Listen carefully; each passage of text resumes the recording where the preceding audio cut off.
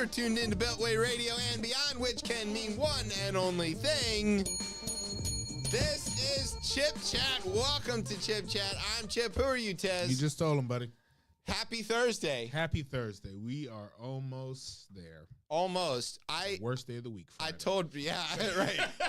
Man, these Fridays after the show.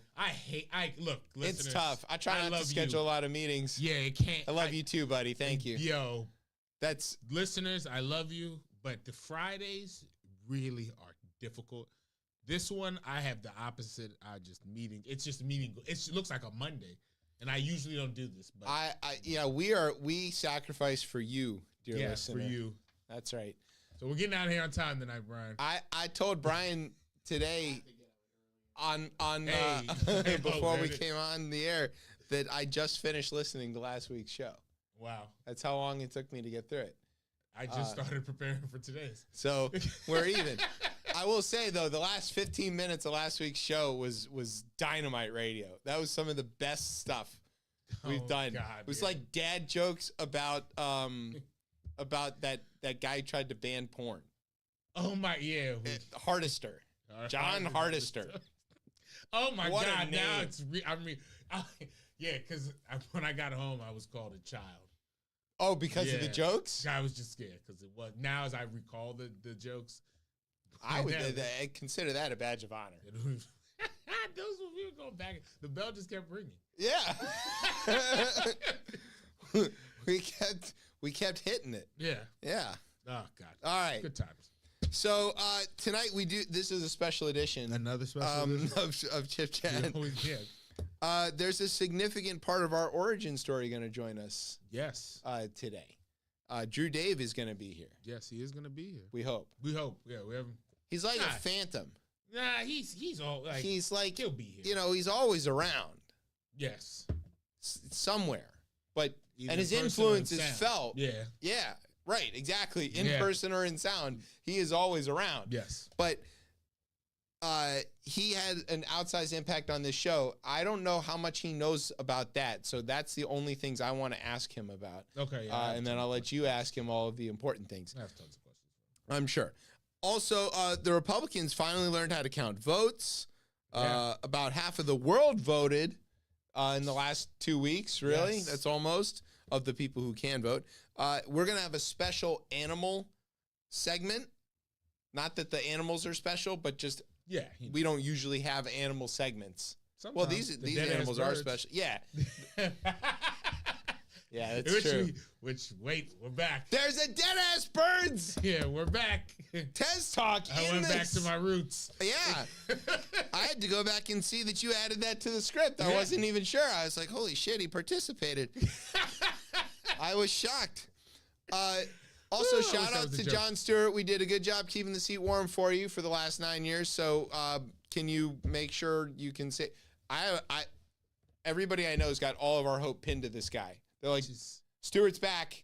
He's going to save everything. And I'm like, guys, I channeled you for a minute. I was like, temper the expectation. And why do we... I think over the last, 20 years, he is, in his study show and stat show, he is the most trusted newsman. He was. I think still. I think a lot of people trust him, and we all want to. And he slid right back into that seat like nothing happened. I'm with that. I do think it's still tricky when one person invokes that type of feeling. And now it almost gets back to even kind of the mess we got into 2016. Is like, are we in a place where we're looking for a one-person savior? And I think you're looking too much into this. But I don't know, because when you have that, all right, it should be oh, this is dope. This is someone who can convey information. But he's gonna save the republic by conveying information is not I don't know. I feel a little weird. I think that's just sort of internet, microwave culture where we just want something quick and easy and fast. But we're shorthanding it. When people say Stewart, they don't mean just him. They mean the whole idea that when people would talk about, what's her name? Heather Cox Richard? Heather Cox Richardson. Yeah. Okay. So she writes stuff and people would post that stuff like it was this is, and because we just lack as a group the mental capacity to distill our thoughts, we look to these thought leaders to be the ones to do it for us. And you're right. We do got to watch out. Don't get a little too far down that.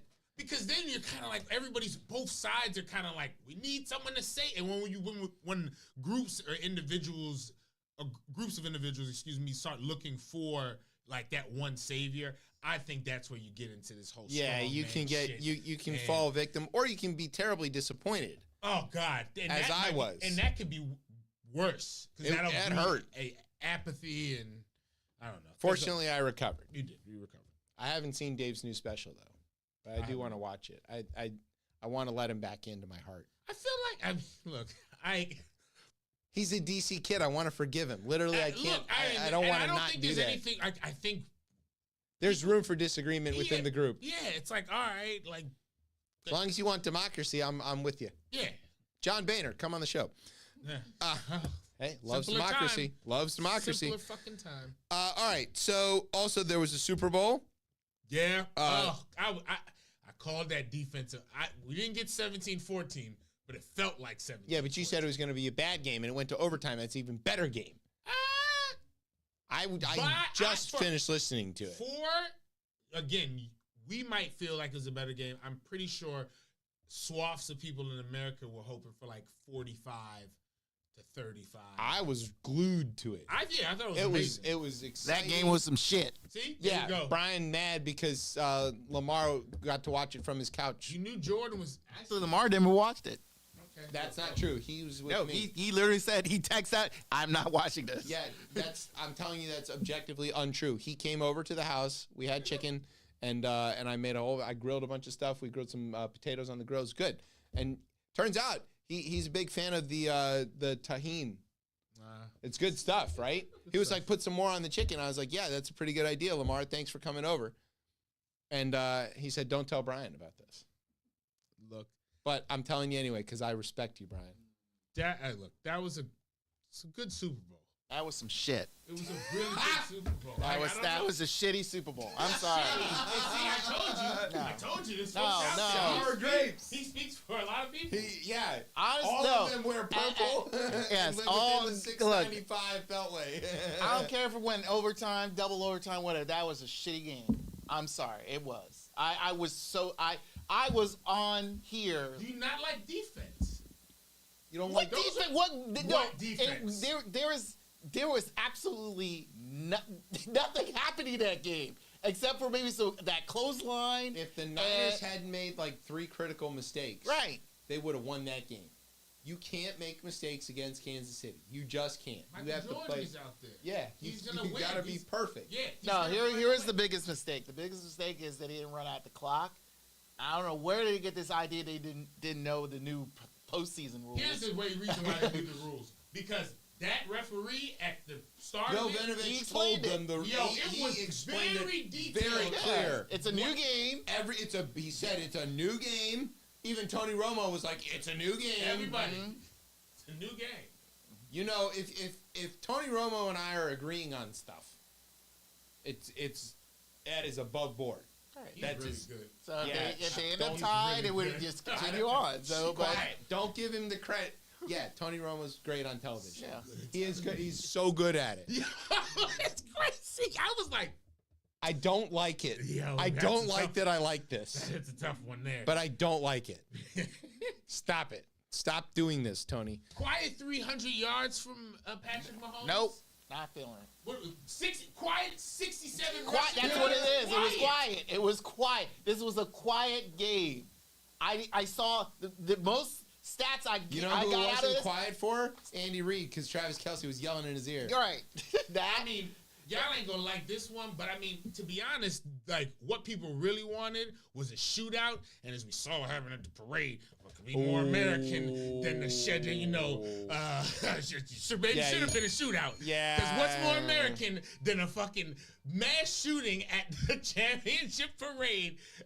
Like crazy, just insane. We'll get to all of that. This is the intro. Yeah, sorry. Didn't mean. Look, we keep it within 10 minutes. We're good. We're good. Look at it within 10 minutes. We got a bunch of stuff. It says right here. We're trying to get home early. Yeah, we're trying to get home. I just dropped a dead fish As long like as that, we right? finish by 1 o'clock, it'll be fine. We'll be fine. Yeah. Everything All right, will be fine. Everything, thoughts and prayers. Everything, thoughts and prayers. All right, do you have ludicrous place we live in? No. Lil John place we live in. Little John place. Yeah, thank you. Okay. Do you have a word? I've got a word. I'm ready. You're ready? I'm ready.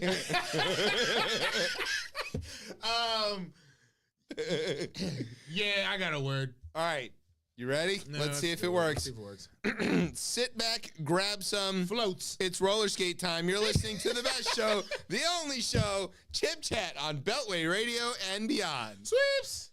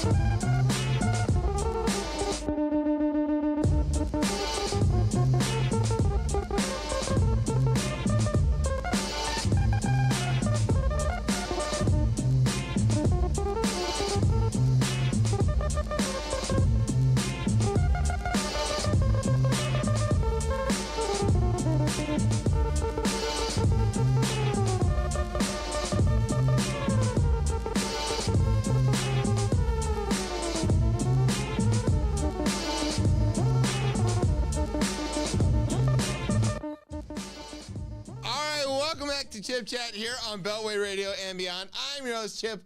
With me is Tez. What's popping? I can't believe it. Tez is on the phone on the radio because this is how radio works these days. Second floor. You inside? We're communicating with our guest as we speak. Floor, right up to the top. He'll hear us. It doesn't matter what floor he's on. Steps. Don't take the elevator. Don't take the elevator in our building. It'll work, but I don't know. I don't know if it will. Yes, it does. People come up. I don't trust the elevator. So I don't take it either. But if you want it, you. So while he gets here, we're gonna do the next segment. This is called Rundown Democracy Edition. This is where I tell you about some voting that's going on in the news. Voting. Yeah. If we were professionals, it would sound something like this. That's how you feel. I gotta respect it. What? Wait, play that again. I think I heard it first. He said, "What?" That's how you feel. I gotta respect it. You feel you gotta respect it. That is what I heard the first time. Okay, good. Just so I can still decipher that. Okay. From Beltway Radio and beyond in Washington, D.C., I'm J. Scott Smith. And this is the part of the hour where I tell you some stuff that's going on in the news. He'll get in. He can hear us. All right. Thanks, Jay. Shout out to the good folks in various parts of Michigan going through that snowstorm and everything. Hope you got your shovels. Of course they have their shovels. Of course they have. It's Michigan. Okay. This one. Dateline. Islamabad, Pakistan. So this election actually took place a couple weeks ago. Right. Which we did make mention of. And here's the things that people need to know. There is a guy called Imran Khan. Big cricket player. Huge. He was like the Michael Jordan of cricket plus Pele. Like he was that good. Okay? Everybody in the cricket world knew Imran Khan. He was amazing. I assume he played wicket or bowler or something. I don't know. What are those words in cricket? To be honest, I don't know the friggin'. He was a bowler. And I did know that. So anyway, he was great. And so then he ran for prime minister in Pakistan and he won. And he mostly won on a platform of I'm great at cricket and everybody here is crazy about cricket and I won us a gold medal. Vote for me. And they're like, yeah. A lot of places.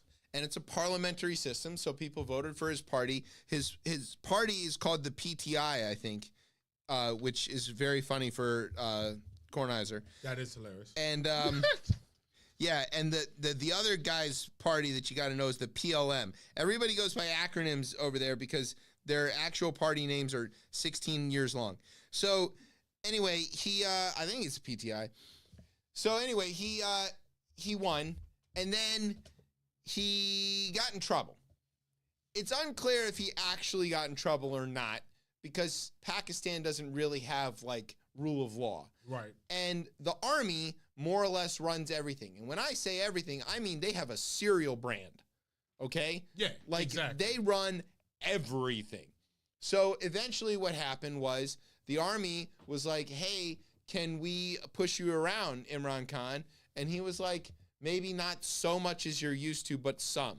And they're like, no, we want to push you around more. And they're like, no, we're not having that. So they threw him in jail. Yeah. And That's the setup to the election. Right. People weren't too thrilled about that. People were not thrilled. There were protests in the streets. Cricket masters. Cricket, yep. They were all, everybody was holding their bats and yelling, ah. All right. So then he's in jail. Yeah. They appointed a caretaker government, and they ended up with this prime minister whose name is Shahbaz Sharif. And that last name might sound a little familiar because his brother, his older brother, is former Prime Minister Nawaz Sharif. And he was in charge of Pakistan off and on for like the last 67 years. So basically, Sharif kind of ran the show. Nobody really liked him, but they, tolerated it, whatever. And then they were like, all right, it's time to have an election. Khan's in jail. He's like, well, I'm going to run. And they're like, no, we're banning your party. Yeah. So his slate of candidates ran as independents and won 92 seats. Insane. Which would be almost a majority. It's at least enough that they could get a coalition government and get him, as a PM. But no dice, right? The army's got their thumb on the scale to some extent. So with only 70 some odd votes, Sharif's party 79 seats, he ends up they're going to move to make him the prime minister. Probably. We don't even really know. I mean, like as of last week, they thought that his brother was going to be back in charge again. I can't make heads or tails of this. People forget the size of these countries. And even how they got to be what they are. Yeah, but that they're voting and having... Now, this is nowhere near a free and fair election. Come on, yeah. The military is still the... They're running the show. Yeah. But all of this is kind of funny in their dysfunction until you remember that Pakistan's nuclear armed. Yeah, and it's not. And it's not funny. And there are people who have their voices being silenced, and also they are going to go to war and have a bunch of violence and all that kind of stuff. And also, too, I mean, you need strong leadership in that country because of who its neighbors are. And the specific neighbor, obviously, is India. Yes. And which currently has very strong leadership. Look, he's strong. Like if you say anything, I'm gonna biggest democracy in the world, right? Mm-hmm. Yeah, so they say. Well, coming hot on their heels is our next story, Indonesia. All right. Another. So here's the thing you need to know about Indonesia. It's a huge country. There are 200 million eligible voters in this country. Their turnout in this last election was like 85%. That's crazy. Yeah. We're lucky if we get to 60. That's lucky. 60. Yeah. In the country that claims to have invented democracy. Yeah. It's okay, so 200 million people go out and vote, and they vote for this guy. I'll let you try to say his name. The results showed that Prabowo Subianto. Okay. Yeah, Prabowo Subianto. Prabowo. Yeah. Interesting. So he was the former army chief. Of course. Yeah, of course. Come on now. Famously in the 90s during the dictatorship, disappeared several million people. The people like him, though. Of course they do. He has the endorsement of the current president, whose name Joko Widodo. Shout out to the excellent names of people in Indonesia. Yeah, they're killing it on that. And so this guy's kind of a mixed bag, though, right? He's really into like certain environmental stuff. Like he's trying to increase biofuels. That's like one of his big deals, which that sounds great. Sounds good. He's also a coal baron. And he also wants to increase nickel production, and nickel production needs a lot of coal. Yeah. So he's like, yeah, we're going to build a lot of power plants, and we're going to feed them full of coal, but we're also going to do a lot of biofuel. And then they're like, well, where are you going to get the biofuel? And he's like, we're going to chop down forests and build palm oil plantations. And like, oh, no, not great. And what happened to all those people in East Timor? And he's like, shut up, don't worry about that, vote for me. So they did. And he won so far. I mean, it takes a long time to count 200 million votes, and they're doing it literally on paper, by hand. I think this is the same. I was hearing a story about like how they transport these like votes between places. Because again, this is Indonesia is. I mean, it's the layout of it's it an is archipelago right. nation. It's like 1 million islands. They speak 150 different languages in this country. And you know, the communication infrastructure is in some places spotty at best. I mean, it's carrier pigeon, you know, and Yeah. it's I'm not lying about that. You know, you might get one plane a month that lands on your island or something like that. It's really, some of these places are incredibly remote. 38 provinces that they've got to deal with, 18,000 islands. And 6,000 of them are inhabited. $18,000, it's like a dressing. We've got Italian, French, and Indonesian. What do you want on your salad? Right. I'll take the Indonesian. Yeah, of course. It's got the most islands. Yeah, 18,000. Italy's got like 7. Get the fuck out of here. France, what do they got? Sardinia? So, oh, God. That was funny. They got those Polynesian ones. Oh, God, yeah. They love them. They do. Yes, of course. And they love Macron over there. yeah, he came and It's visited. a kind of a Yeah. He likes, connection. he likes the Polynesians. Yeah, of course. Speaking of islands, Yes. here's some real democracy for you. Do you know there's a place Called- in the United States called Long Island? Yes, I do. Have you ever been there? Many times. Oh, yeah. Part of Long Island is near New York City, Yes. which is unfortunate for both groups. I guess People in New York City hate that they're physically on the same island as people from Long Island. And people from Long Island hate that they have to take the train to New York. Nice railroad. Yeah. You know, Freeport, Babylon. They got Montauk. A lot of different The data. far end, yeah. Don't get off in Jamaica. Yeah. There you go. You're getting So closer. they tell you that, yeah. You're getting closer at that point. So speaking of Jamaica, Jamaica's in Queens. Part of Queens is in this district. So you may remember there was this guy who liked to lie about things that were totally inconsequential, but he lied about them constantly anyway. His name is Matt Gaetz. I'm sorry. No. Not that one. Shit. Not that one. Chip Roy. No, not that Fuck. one. No. He had DeSantis. No, closer. Closer. Warmer. George Santos. There you go. There you go. Fired Congressman George Santos. This guy. This is his district. Yeah. Now he won this district by 8 points, but that's a big win. It is a big one. But it's not true because, you know, he wasn't who he said he was, and who knows what any of the people voted maybe for. if it's still crazy that no one dug any of this up before he even. But Local anyways, press. Local press, not there. So anyway, he gets expelled from the House, so they got to have a runoff, a Right. new election. So there's 2 candidates. One is named Tom Swazi. Swazi, yeah. Yeah, Swazi. That's tough on the spelling. Yeah. Tom Swazi, who used to have this seat, by the way, yeah, but he before wanted to be governor, right? Well, it also where's- got redistricted a little bit, and so he was like, "I'm tired of this. This is hard. Congress sucks. These people don't listen." So, Tom Swazi ran against Mazi Pilip, who is an Ethiopian yeah. Jewish woman. Yep, that is exactly it. Okay, in a very Jewish district. One of the more interesting plays I've seen in like especially that was it's a district that loves to value diversity and equality and immigrants and all of this stuff. So the Republicans are like, oh yeah, we're gonna find a black Jewish woman to run a black Jewish immigrant woman to run in this district. That's gotta eclipse all the things that she's about to say. And then she was like, oh, and I love Donald Trump and I want to banish all immigrants and She said, "I am a legal immigrant." Yeah, and she was dead on. She said, and I was it like, was like, "True, okay, I hear you." just go on.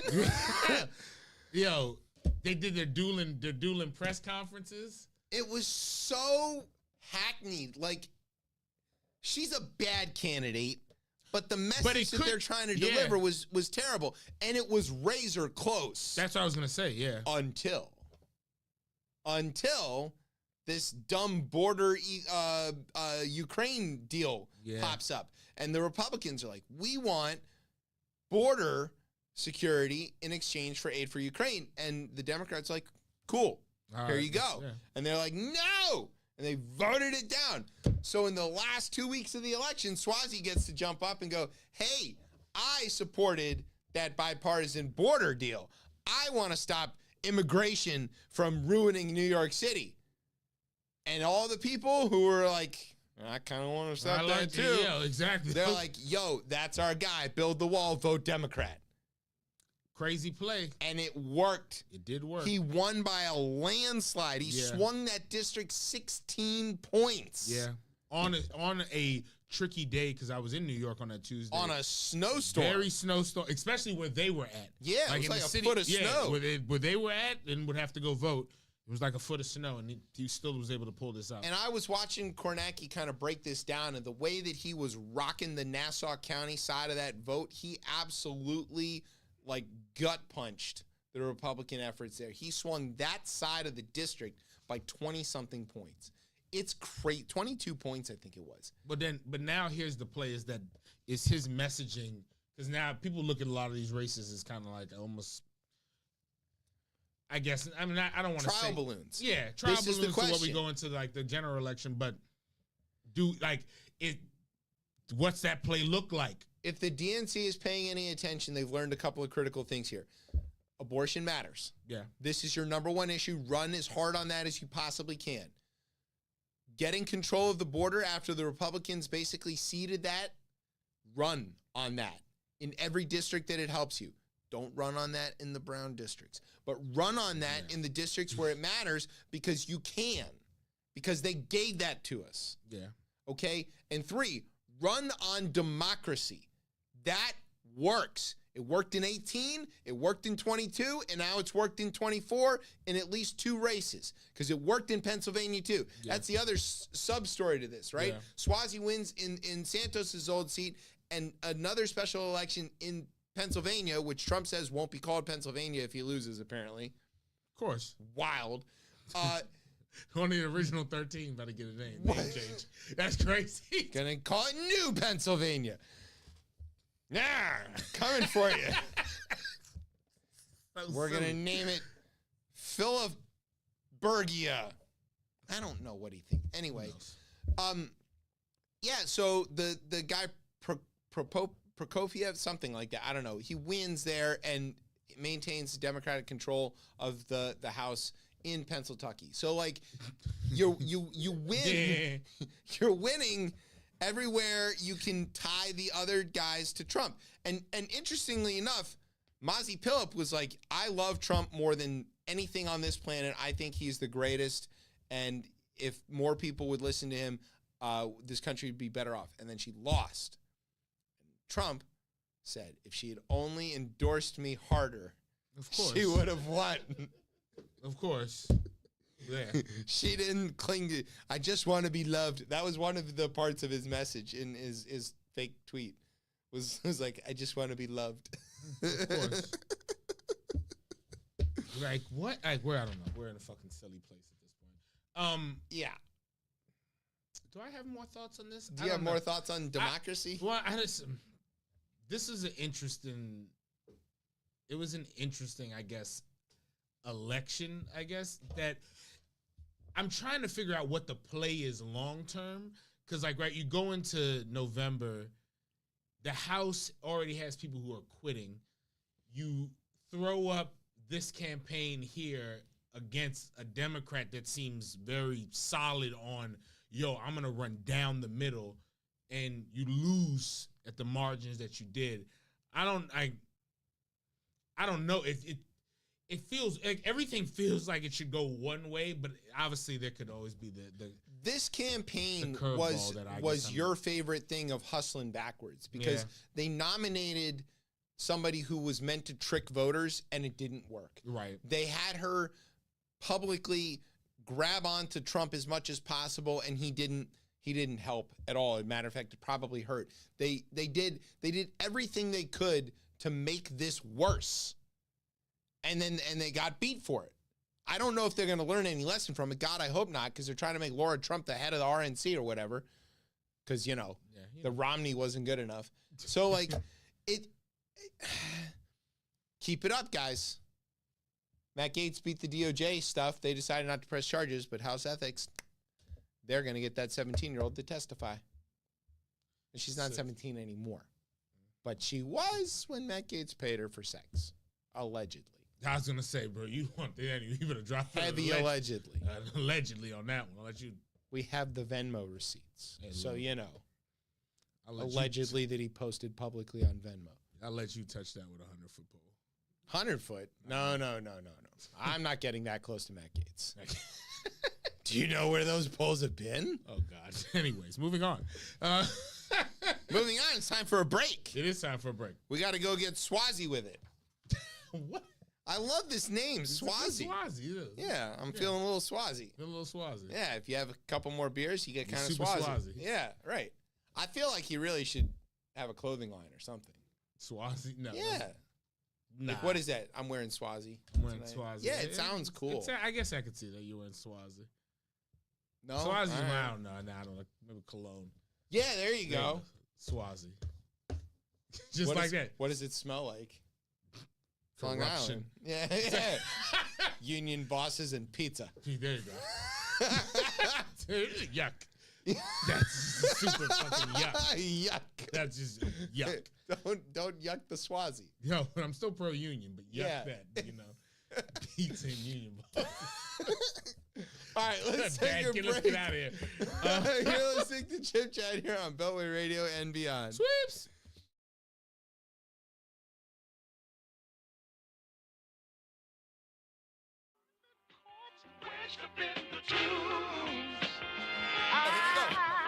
Has to face the judgment in the room. Beware, daddy, daddy, daddy. Short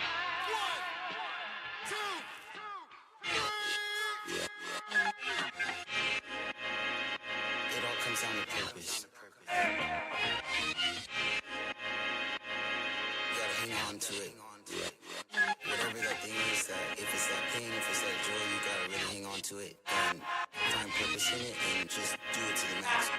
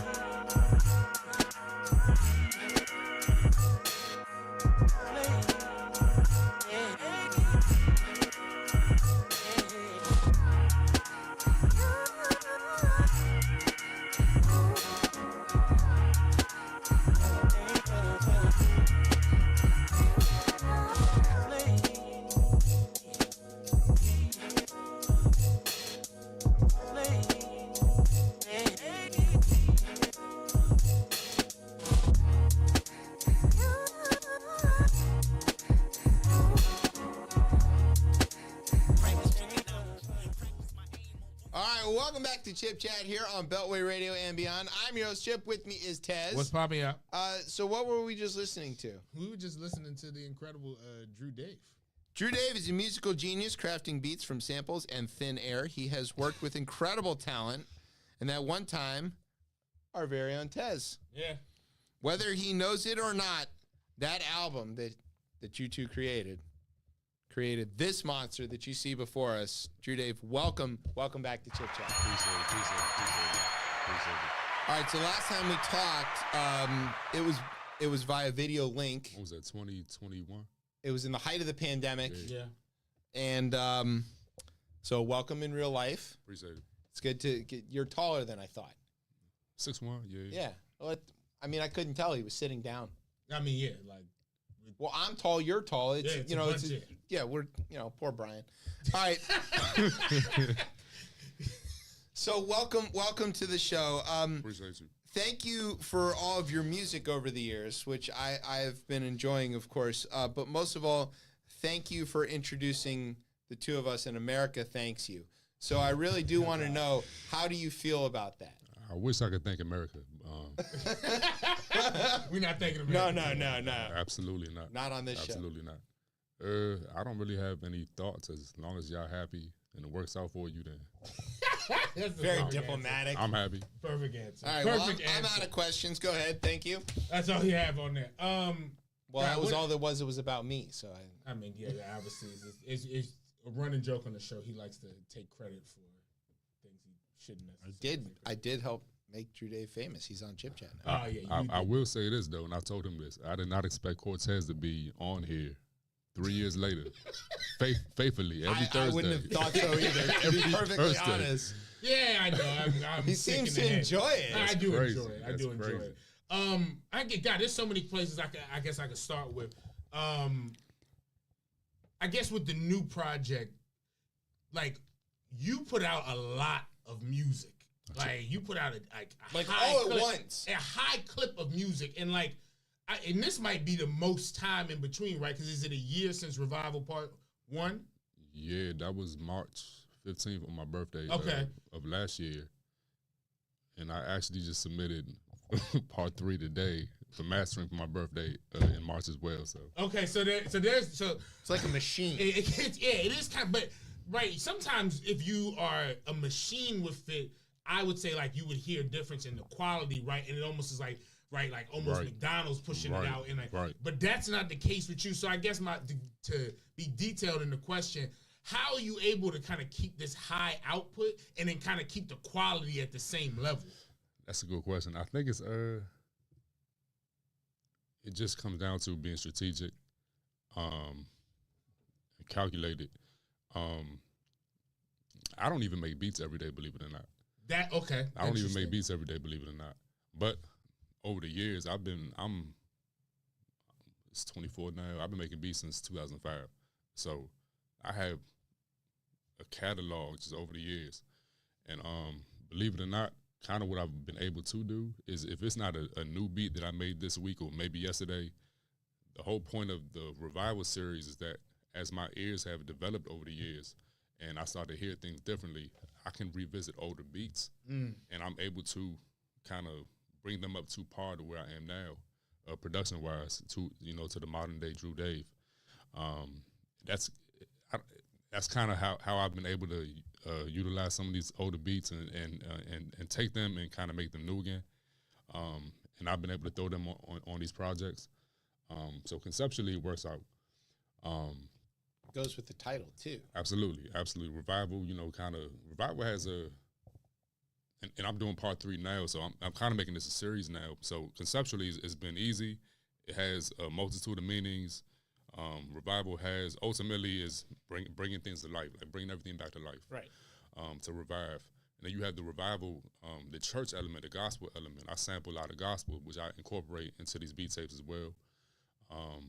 And then, like I said, you just taking older songs, older beats, restructuring them, and just bringing them back to life, making them, bringing them back up to par to my production methods now. It just happens to work out. It's just an easy concept. I may go up to 5 doing this. I don't know. So you're going back and listening to your old stuff and refining it? Not all of them. It probably be on each project so far, maybe like 3 or 4 older beats. The rest of these, I'm making them as I go. How does it feel when you listen back to something that you made previously, and it's either like, holy shit, this is good, or it's like, ooh, very cringe. I can't believe I made that. It's both for me. I have a project I put out on one of the top underground labels in the country, Mellow Music Group, back in 2015. Yes. He's on that project as well. Yeah. I hate that project. Oh, really? I hate it. I like. It's trash. Okay. Same reason. I go back and listen to it. It's cringy for me because you hear every mistake you ever made. I hear every mistake, and it wasn't executed. It wasn't executed correctly. If I was to do that, if I was to do synth bass now, it'll probably be one of my best projects, one of the best I think any hip hop fan that has ever heard in terms of instrumentals. But the concept was vicious. Like yes. Conceptually, the jump was vicious. I just wasn't. My skill set at that time wasn't able to properly execute it in the way that I would execute it now. But I guess, do you look at it as putting that out is just kind of one of those steps to get you to where you at now? Like, because like even being able to reflect on that, that like has to go into like the creative process, right? Absolutely. I just wish I didn't put it out on such a platform like Mellow. Like I was Real Live going to release it for free. It was just going to be a free project until things happened, and next thing I know, Mellow got a hold of it, and they wanted to release it. Yeah. I was grateful, extremely grateful. But it could have been executed way better. For me anyway, as a musician, like I go back and listen to every performance. I even listen to this show every week, and I do not. I know. And I hit moments where I'm like, oh, I can't believe, and like you even, because you remember it, right? And you know, oh, here it comes, and you're like, when you go back and listen to your older stuff with the intention of improving, how do you overcome that feeling? I don't know how to call it, but you know what I'm talking about, right? Where like you hear yourself, everybody else hears it and goes, oh, that was fantastic. And all you can hear is that one note you missed. I mean, I believe it's... How do you prepare yourself for that? I believe it's creatives, and I can really only speak for me personally, but I do know other people can attest to this. We tend to be our own worst critics. By miles. Absolutely. So what I may hear and be like, nah, that's trash. You might hear and be like, that's crazy. How did you even come up with that? So to answer your question, I think it just comes down to just practice. And you're constantly learning. I'm constantly listening to other people, my favorite producers, Madlib, Black Milk, Kareem Riggins, Kev Brown, YU, who am I missing? Ninth Wonder, Dilla, of course. Like I'm constantly listening, and then as I do that, I'm just able to just implement what I hear. You never stop creating, and as you keep creating, you never stop learning, and ultimately you never stop improving just because you're doing all these things. On Revival, like part 2, do I hear? I might be off on this. Do I hear? It feels like it's bigger than the first. Like sound wise. Yeah, it feels like in listening to the whip, both of them things. If this one feels like from the bass to all these things, it sounds big. Yeah, so that comes in part to, like I just said, just constantly listening and improving. So I was able to figure out new ways to mix on my end, and on top of that, I had somebody different mastering it this time. Mark Infinite, he did. Oh, cool. Okay. So I let Mark take a stab at it, and we found a formula. So I'm gonna utilize Mark from here on out on every project. That I could hear. I was like, oh, this is like, oh, you could feel it. Like it felt like almost like surround. It's like that wall of sound kind of thing. Yeah, it was like just really, around you. Yeah, but it's not the wall, because it is very, It felt very warm. Yeah, well, which music doesn't always feel as not with warm. Digital anymore. Yeah, it's hard to get to that. Yeah. And, you mentioned Ninth Wonder in the list of folks, and I don't know if everybody knows, but you obviously had, I would say, like the privilege to be in like a program that he crafted along, obviously, with the Kennedy Center. Yeah. And I guess, can you touch on that experience, and I guess like the learns from it, like your favorite parts of this, like what you were able to take away from that. Man, that joint was so crazy. It was one of my biggest blessings to this day. I didn't think I was going to get accepted. I'm not going to lie to you. My man from 930, the 930 Club, y'all don't know, I do security as well. I used to work at the 930 Club, but I've been at the Anthem in Southwest for the... So chill out at your fucking past 2 shows. years. If you out there, be easy out there. You okay? Relax. Right. Relax if you out there He enjoying tried the to show. throw me out of the Old Crow Medicine show 2 years ago. No, I'm kidding. Got pretty rowdy with that bluegrass stuff. I got into a fight at a bluegrass show one day. Well, I'm shocked. So, yeah. People from Appalachia. Yeah, they didn't like somebody like me telling them, just came back from the pandemic. Mask mandate. They didn't like someone like me telling them they had to put a mask on. So that's how that happened. I'm not that kind of bluegrass fan, Gotcha. but I know those people. I put my mask on when told. Not just, I mean, I'm not, this is way off topic, but Wagon Wheel turned 20 this week, the song, but this song is really much older than that, and Ketch from Old Crow traced it back in this email that he sent out to everybody, that this goes back to, he got it from Dylan. Dylan got it from Big Boy Crudup, who got it from Big Bill Brunzi, who got it from God knows how long. This is like this line that shows up in blues music for 150 years. And he made this huge point about how like country music is really black music and all this kind of stuff, you know, from the stage of the Opry. And Old Crow was the only band to put a black artist on the stage in February at the Opry, which is shameful. Jesus Christ. It's really bad. So, like, you know, for what it's worth, there are people who know better, but I'm sorry that happened to you. Can I cuss on the show? Yeah. Shit happens. Especially in your line of work. So. Yeah. But back to the Ninth Wonders. So yeah, then go ahead. The Ninth Wonder workshop was a blessing. My man Carter, he from 930, he sent it to me because he knew I do music. He's been a fan, and he's been supportive since the pandemic. He sent it to me. He was like, "Hey, you should check this out and think about applying." I looked at it. I seen Ninth Wonder and the Soul Council. So if y'all don't know, the Soul Council is his production team that consists of Ninth, obviously. Let me see if I can remember everyone. It's Ninth, Knox, the incredible Knox. Jeez. Okay, it got me sold. Crisis, E. Jones, Cash, Amp, Eric G, Soundtrack, and I'm missing one more. Jesus. I forgot who the last one. High Tech used to be part of Soul Council. I don't know what happened with that, but he's no longer part of it, which I'm kind of happy about. But yeah, it's those members. I think I'm missing one, but it is what it is. So they were hosting this workshop at the Kennedy Center. So I was thinking about applying. He sent it to me, I think like the end of August. The deadline was maybe the second week of September.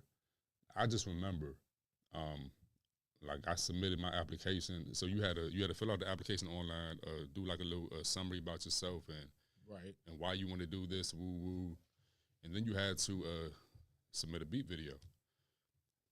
A beat video. Interesting. Of you making the beat live? Not making the beat live. Maybe just playing it. Okay. Maybe I could do it live, whatever the case is. But basically, you just you in the lab. Exactly.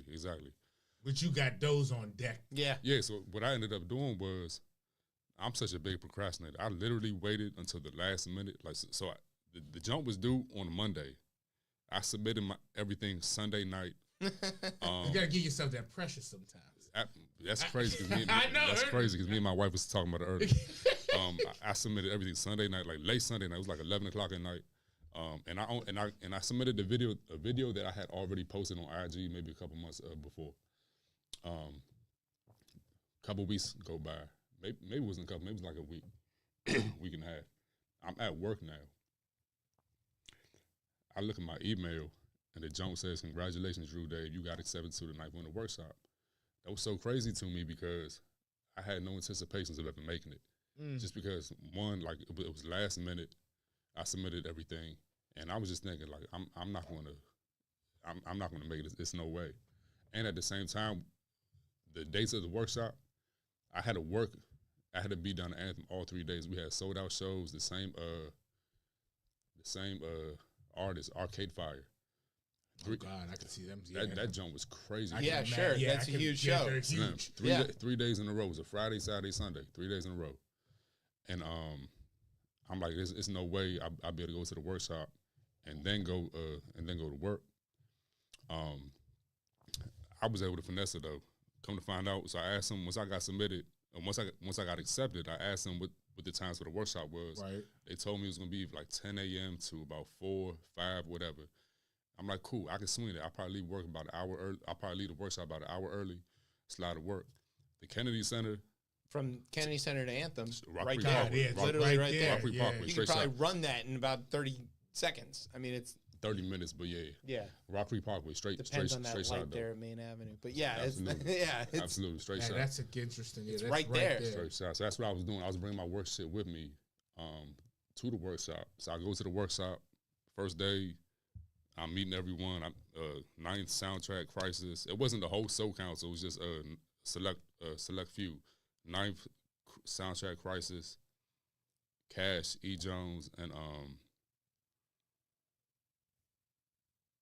that might have been it. That might have been it actually. And there was 8 of us that got accepted out of a total of 150 applications. holy shit. So there's only 8 of you there Yeah, out of a total of 150 at the applications. Kennedy Center. Yeah, it was crazy. It was crazy. And it was Friday, Saturday. No, it was Thursday, Friday, Saturday, and the last day was the beat battle. Was that live? Did people get to come to watch? Yeah, yeah. Which stage was it on at the It was at the Reach. Oh, nice. Oh, out of the new stuff. Yeah, it was at the Reach. Man, I haven't even been in any of the new stuff. I thought Millennium Stage was cool. That's how old I am. I know. I saw they built the whole thing. Millennium Stage was cool, man. They had a show every night. Yeah. 6 o'clock for free. Extended For free, yeah. I for know. free. I just had. I don't know if you Damn know near this. to I have all Potomac. these children and stuff. Yeah, we used to run right. Well, crew team. We used to run right past there. That's crazy. Yeah. That's crazy. But yeah, the beat battle was it free or did you?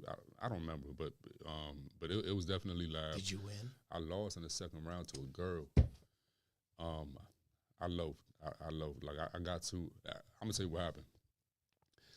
They put me up against this dude named Ab Joe in the first round, and he's vicious. I knew about him prior to the workshop because he's part of this collective called Selection. And Selection has some heavy hitters. Like they've been vicious. So he was there, and honestly, I think me and him was probably the best in terms of skill set in the workshop. So, and I think they knew that coming into the battle. So they put me and him together in the first round, just like the 2 titans in the first round, just to kind of give the people a show. Bad draw. Yeah, I beat him though, Good for you. but I beat him with the it was like an overtime type jump. with the type of beat you played. It was a tiebreaker. It was a tiebreaker. Brian hates overtime. Don't bring that up. It was a tiebreaker. He does. He hates it. He probably hated the Super Bowl too. He Now. That's did. the whole That's point. the point. Yeah, it's That's crazy. crazy. You know where That's we crazy. already at. That's Yeah. He hated the Super Bowl. That's crazy. But, Insane. But And yeah, I'm sorry. I beat him with a tiebreaker. And I was playing some shit, but he had some shit too. But I ultimately ended up beating. I beat him with a Sade flip. I had flipped. Is it a crime? Ooh. And Crisis lost his mind when I played that jump. Like he went crazy. But I ended up winning. I had my laptop in my hand. I had my hard drive sitting on top of my laptop. As I'm walking off the stage, my hard drive fell. Oh no. What? It would not come back on. Drama. It would not come back on either. So you lost like 90% of your. I had to end up paying a whole stack to get my hard drive recovered, and I didn't even recover 100%. It was probably like 85. But you're going into You're the happy next about I was happy about that. 85%. But you're going into your next Yeah, round The immediate. I know. severely So handicapped. fortunately, I was handicapped. I was mentally handicapped. I still had all my music because I had fortunately dragged that folder onto my desktop. Oh. By the grace of God, I had the wherewithal to do that. But mentally, I was Hand moved your cursor. yeah. But mentally, I was fucked up because I'm like, damn, this is my drive. Like my life's work is on this drive. So I was fucked up. So I played a beat, which I thought was vicious because the girl I went up against, and at the same time, I kind of let my guard down. I'm like, I got Bowser out the way. it's smooth sailing from here. But in the Ah. battle, you can't do that. No, you cannot can't. do that. And I should have known better. And You have I've to been in battles always before. play- You've been in a lot of battles before. Always I've play been in like battles you're before. behind. You've Yes. been in a lot of battles too. I know. I let my guard down. She won, but I'm gonna say she won my technicality only because, and you can ask why you this too, because he was there. Drew Kid was there too. What happened was, we get a minute each per beat. She went over her time. The judges didn't call it in time. She went over. But as she kept playing, there was a switch in the beat that just was so crazy. And the audience basically made the decision for the judges because they were screaming and yelling. They reacted. went crazy. And they're not watching the clock. Yeah. So that's basically what happened. I'm not mad or bitter about it at all. Yeah, because y'all all in the same fucking Ninth Wonder program. Yeah, and you all win together. But also the competitive nature, I feel. Absolutely. If we I just can know I should've won restage that battle, will you do it? No question. We can do that. with the same exact beats I had for all 3 rounds, or 4 rounds rather. We can stage a DJ battle on ChipChat. We can do that. We have the DJs. We have the studio. We have that weird aluminum thing that I bought several years ago. That's still just sitting there as a coat rack. No, it's not a coat rack. It's a We coat use rack. it. It's definitely a coat No, it's an rack. actual DJ table. What It about the works. producers though? There's Brian. It's right there. Oh, you mean the performers? Yeah. Yeah. Well, we've got this guy. I don't know if you know him, Drew Dave. He's pretty good. And This it's fucking guy here. no, we have, but we can do it, or we'd love to get a group together. I hear you. If you know like 3 or 4 people that you want to No do question. that battle. No question. We could get the pseudoscientists in here too with their modular stuff. Now I almost want to ask full questions about the Kennedy Center and stuff. Yeah, can you get us on the Kennedy Center? I do not have that kind of pull. What? Look, there you go. Always asking. I do not have that kind of pull. All right, let's just go to them other. What's your earliest memory of hip hop? Ooh, My earliest, you're about to make us feel old. Me. I'd have been in 3rd grade. My first album, believe it or not, was Will Smith's Big Willie Style. Hey, that's a good album. It's an incredible It's album. a good album. I don't care what anybody says. It's a great album, but also A lot. I know. Don't age yourself. Nas wrote Yeah, there's Big the Willie. writing, the credits on that. I know. There's a great. Yeah. I had the tape. Yeah, I had the tape too. Then I had the CD. Not even before that, I had the Space Jam soundtrack. on Great cassette. soundtrack. Oh my Hey, God! to this great day, soundtrack. First I time remember first when time I I saw ever heard Space D'Angelo. Yeah. Can't Find My Smile Again was Yes. on that song. Yeah, that might have been my earliest. That's a good That might one have been my right earliest. there. Yeah, I had. We can't sing the theme song anymore. Look, all right. If we're gonna be candid right here, We're not. I'm gonna be as You're candid as you're still rocking R. I'm not Kelly. still rocking it. I was at home, and the Batman with Mr. Freeze, is that Batman and Robin? Yeah. That was going on. with Seal with Kiss from a Rose. But no, they played. That's on there too. That is on there, but they played a song from He Who Shall Not Be Named. Yes. And it was like the I think it's called The Ghetto. I'm pretty sure that's the name. And I was like, God, this is a hit. I was like, yo, this is a And it goddamn hit. was. I was sitting here, I was doing something else. The credits was rolling. I was like, is that who I think? Oh, The anyway. dude had like 23 number ones. Yeah, no, I mean, again, musical genius, bad guy. Yes. Moving on. That Space Jam soundtrack is a good one because that joint had a lot of they had a lot of hits on that too. Yeah. They had a lot of hits outside of Bugs Bunny even rapping on that. I don't want you to know what my first hip hop record. All right, was. date yourself. No, I'm not telling you. Mine was what's the name? Dangerous Minds. I'll That's tell great. you that it. Yeah, that was mine. That was That's mine. The soundtrack, Dangerous That Minds. mine involved. Coolio was on the Space Jam soundtrack. He was on that too, yeah. He was on there Mine too. involved asking Mary why she was bugging. So, that's Wow, yeah. that's So fucking- shut up, all of you. Jesus, 80s. Yes, Sorry, shut I'm up, not gonna quiet. go into- It was also on a tape.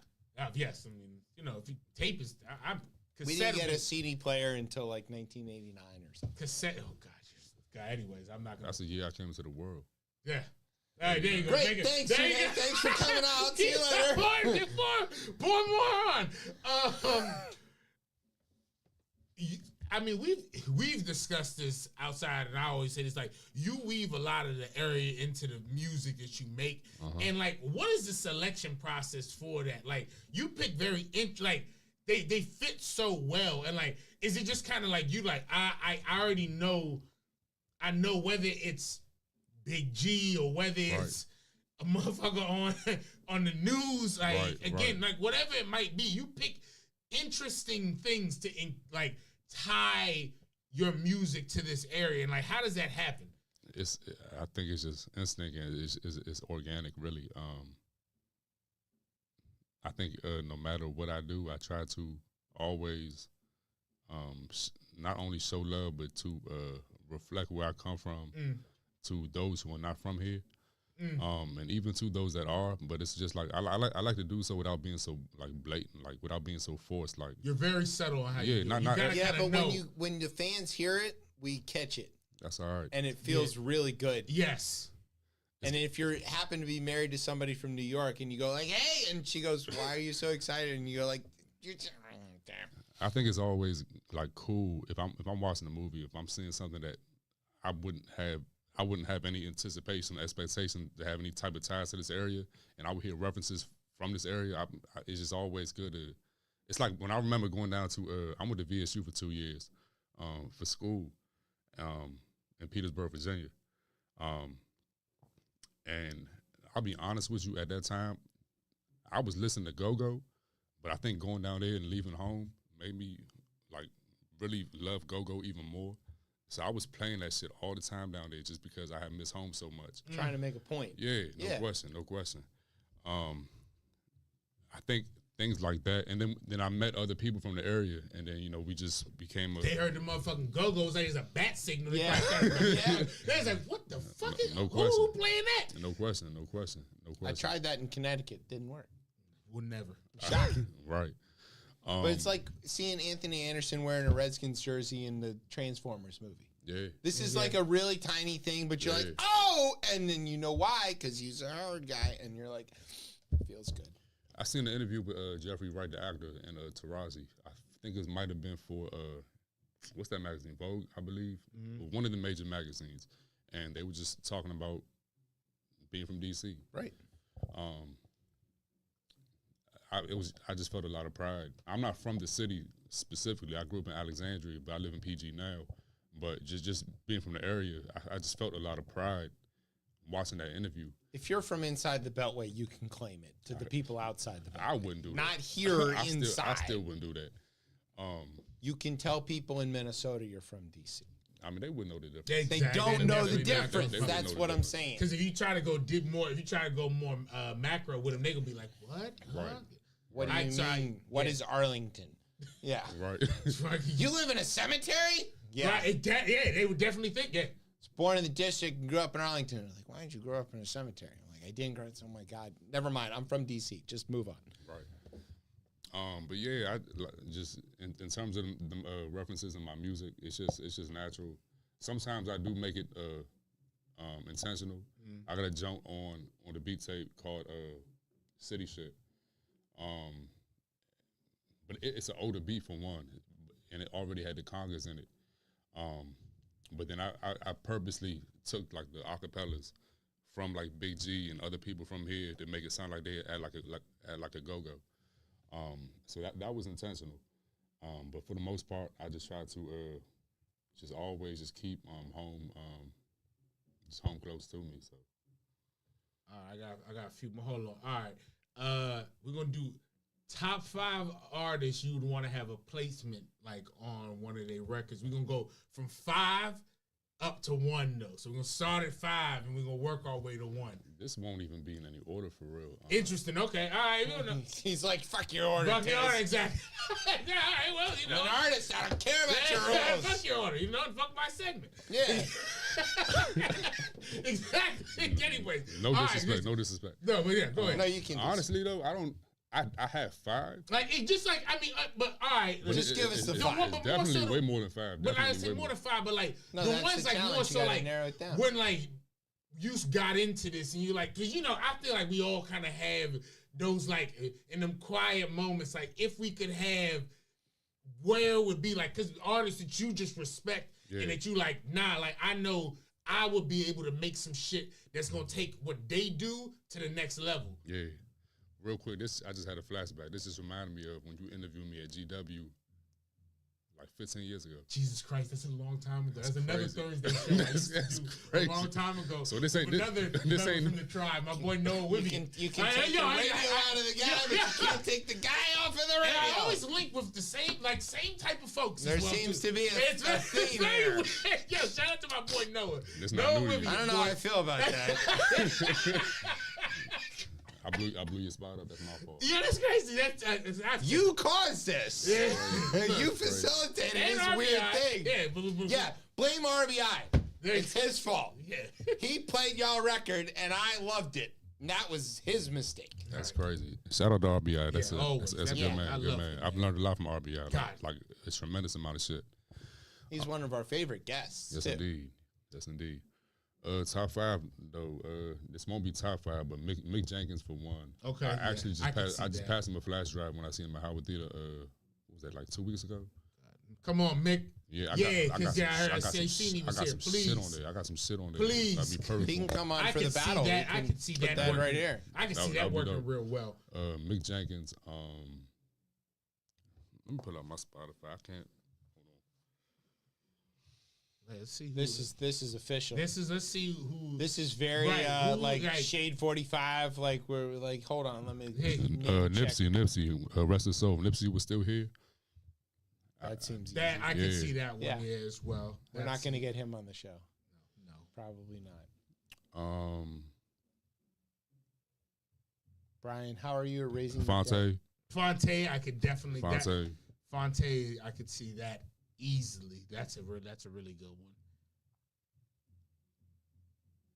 If you hear that lovely background music, Yo, that's our they knew. studio mates. Conway. They knew. Who? Conway. Conway. I could see that. I Yeah. could see any of those gentlemen from Griselda over there. They insane. No question. J Rock, Kendrick. J Rock, that would be real. J Rock. Sauce Walker's another one, young. He's, oh my God, he's vicious. Okay. I think that's like 6 right there. But That's okay. yeah, That's yeah. there you go. I was like the people you can hear the drummers. They knew Drew Dave was coming. They're- So they auditioning. they were new. They seen someone.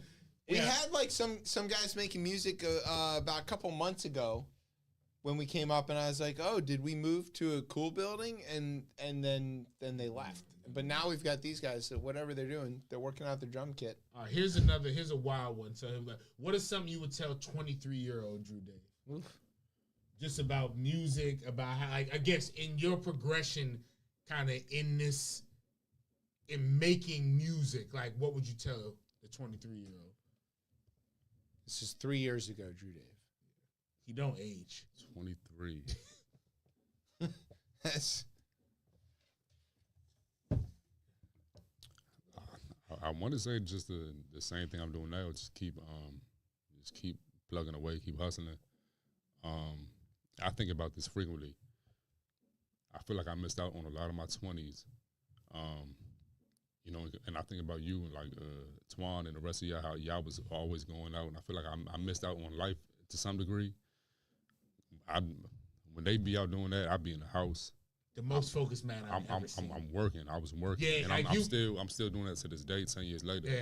so like come hang out, and you're like, no, I'd Nah. rather sit here and mix beats. Yeah. Hands that's true. I think it came to the point now they don't even call me no more just because they know I'm not gonna really fuck with it. I'm not gonna. That's call not at it. all. That's just It ain't. took us 6 months to book this date, so For you know real. that's pretty good. It's just you're the first guest that Tez has ever booked That's crazy. in Look, 3 kid, years. I got a lot of shit going on, man. Do you though? Yeah, I show up. Yeah. I talk. I'm here every Thursday, yo. You said I'm present. Might be I'm 5 present. minutes before the show fucking starts, but I'm here. Coming in hot. Coming out. You know the text message. Yeah, I mean, honestly, I would just say keep just keep grinding, keep playing. Obviously, it worked. Yeah. Yeah, I mean, you've accomplished a fucking lot. Yeah, I'm still not where I want to Of be course, though. yeah, But in hindsight though, like I have You- done a lot of shit. I brush shoulders with some of the best. Yeah. The best in the industry, the best in hip hop in general. Yeah. And You I've been compete. lucky. You compete with again, anybody. Yeah, don't I mean, chalk it up to luck. I mean, luck Yeah. definitely plays a part in it, no question, right? Yeah. The right your work person's got to ethic hear the right is, thing. your work ethic But is something you high. have earned your position. I appreciate that. And, Yeah. and Appreciate the it. quality of your work speaks for itself. Here's a wild one. What does Appreciate it. legacy mean to you then? Legacy is something you can pass down. It's something that once I die, if I was to walk out of here, God forbid, and something happens to me, Right. I have a legacy right now. Like you can go on the computer Yeah. and pull up my music. You can Google you. Yeah. His yeah. band camp Yeah. is deep. My son. Yes. My son is on that. I was project. gonna ask that too. I heard that because it's at My Daddy son- I Lie at the end on the last track, right? on the very that's the second jump on the last track that he's on. So that's my legacy. Just Are you something- going to keep doing that? Is that like going to be a maybe Easter not egg for maybe your not fans? maybe not every project, but I feel like I'm incorporating with a lot of stuff. On this next beat tape, I got a beat on there where nowadays it's crazy. When I'm home, it's my job to put him to sleep. When I'm working or I'm not there, obviously my wife does that. But when I'm home, it's my job to put him to sleep. So what he does now, what I used to do to him is read to him every night. But now what he wants to do is come down to my studio. Wow. He wants to do music. He want to do music. He said, "Daddy," I come upstairs around 8 o'clock. He go to sleep. I said, Slim, you gotta get ready for bed. He said, all right, well, can I come down and do music later? I said, yeah, you gotta hurry up though. So he go upstairs, take a shower on his own, get dressed on his own, and he come back downstairs and he's doing music with me.